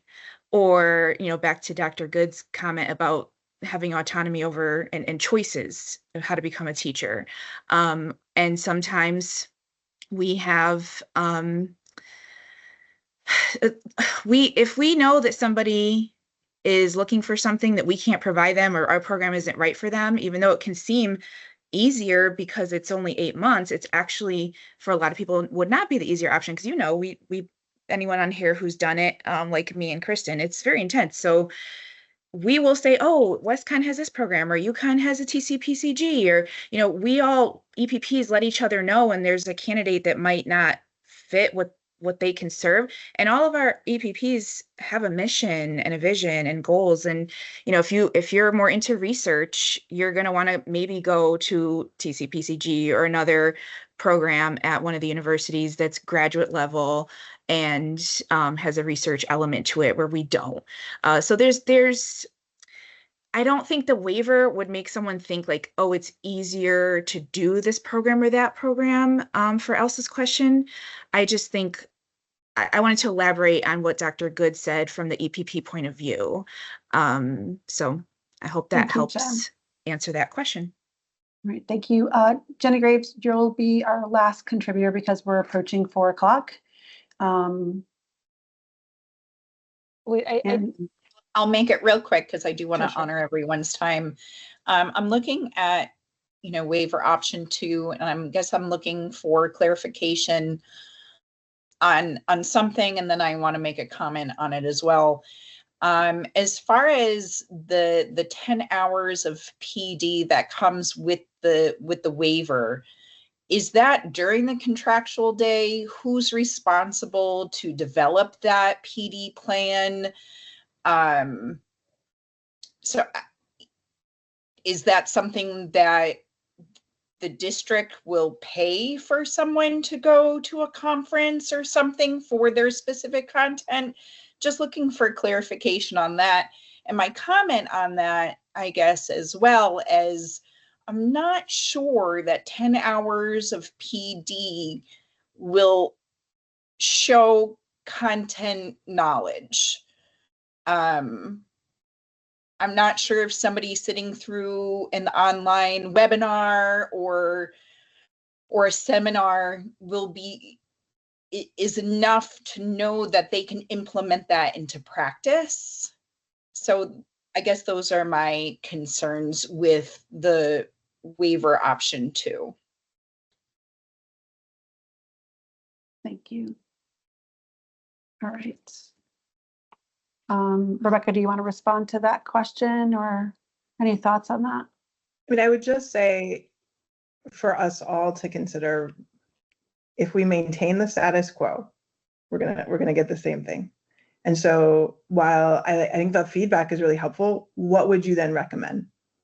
Like what's the, and like to me, I'm like, yes, let the district figure it out. If that district wants to participate in this, it's how our goal as a board is to get to modernize their system to attract and retain teachers. So what our current system is doing is not doing that. So if we maintain our current system, we're actually not doing what we're supposed to be doing as a board. And so here's an option. How many hours should it be? What errors should the waivers be? Like if you can provide that, even like sending me an email or something, I would love to add it to this because this will at least push us to something different. So if you do have any suggestions due to the time in there, please send them to Karen and CC Rebecca on them. So that way Karen can, add in the potential notes into this document that she's created for us to consider after the fact. So if you do have any suggestions based on this current waiver, and then we will table this for our next conversation and bring in those conversations based on anything else that folks might say. I did see Cynthia Ritchie's hand up a moment ago. I'm not sure if there's any last closing remarks that she'd like to say before we end the meeting. Thank you. I just put them in the chat. I like the idea of finding a solution with lifelong learning and promoting learning throughout the year while the person is employed with mentorship. So I do think we're on to something. The technical pieces, I think we have to just continue conversation about, cost, time of day. I think there could be a blend in the middle as teachers do have to select their own goals, and that does align with the evaluation plan that's state approved. So it probably could be a blended model that is affordable and doable, but I welcome continued conversation about it. It's exciting. I agree. All right. Jenny, your hand is still raised. I'm assuming that was from earlier. Thank you. Okay. So with that in mind, the next steps and tasks are listed in the agenda, but those are really to keep them fresh in our mind of the work that we've completed and the next steps that need to continue from the work that we've already completed. So you can review that and they will be at the bottom of each one of our agendas as kind of a reminder of what we've already done and the kind of the continued work that we need to do to fulfill that information based on the report that we submitted to the State Department of Education. Do we have any public participation at this time, Karen? No, there were members of the public there, but they have not submitted any written documents that they would like to participate or make any statements. Okay, thank you. You're welcome. All right, so then I will cater a motion to adjourn. A motion to adjourn? Oh, Yep. So many all at the same time. I'll say Kristen made the motion, Jen Delaney seconded the motion. Are we good with that? Okay. All in favor, go ahead and we will take a raised hand for this.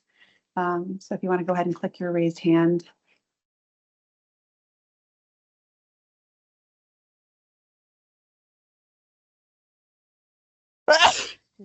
Ooh, bless you.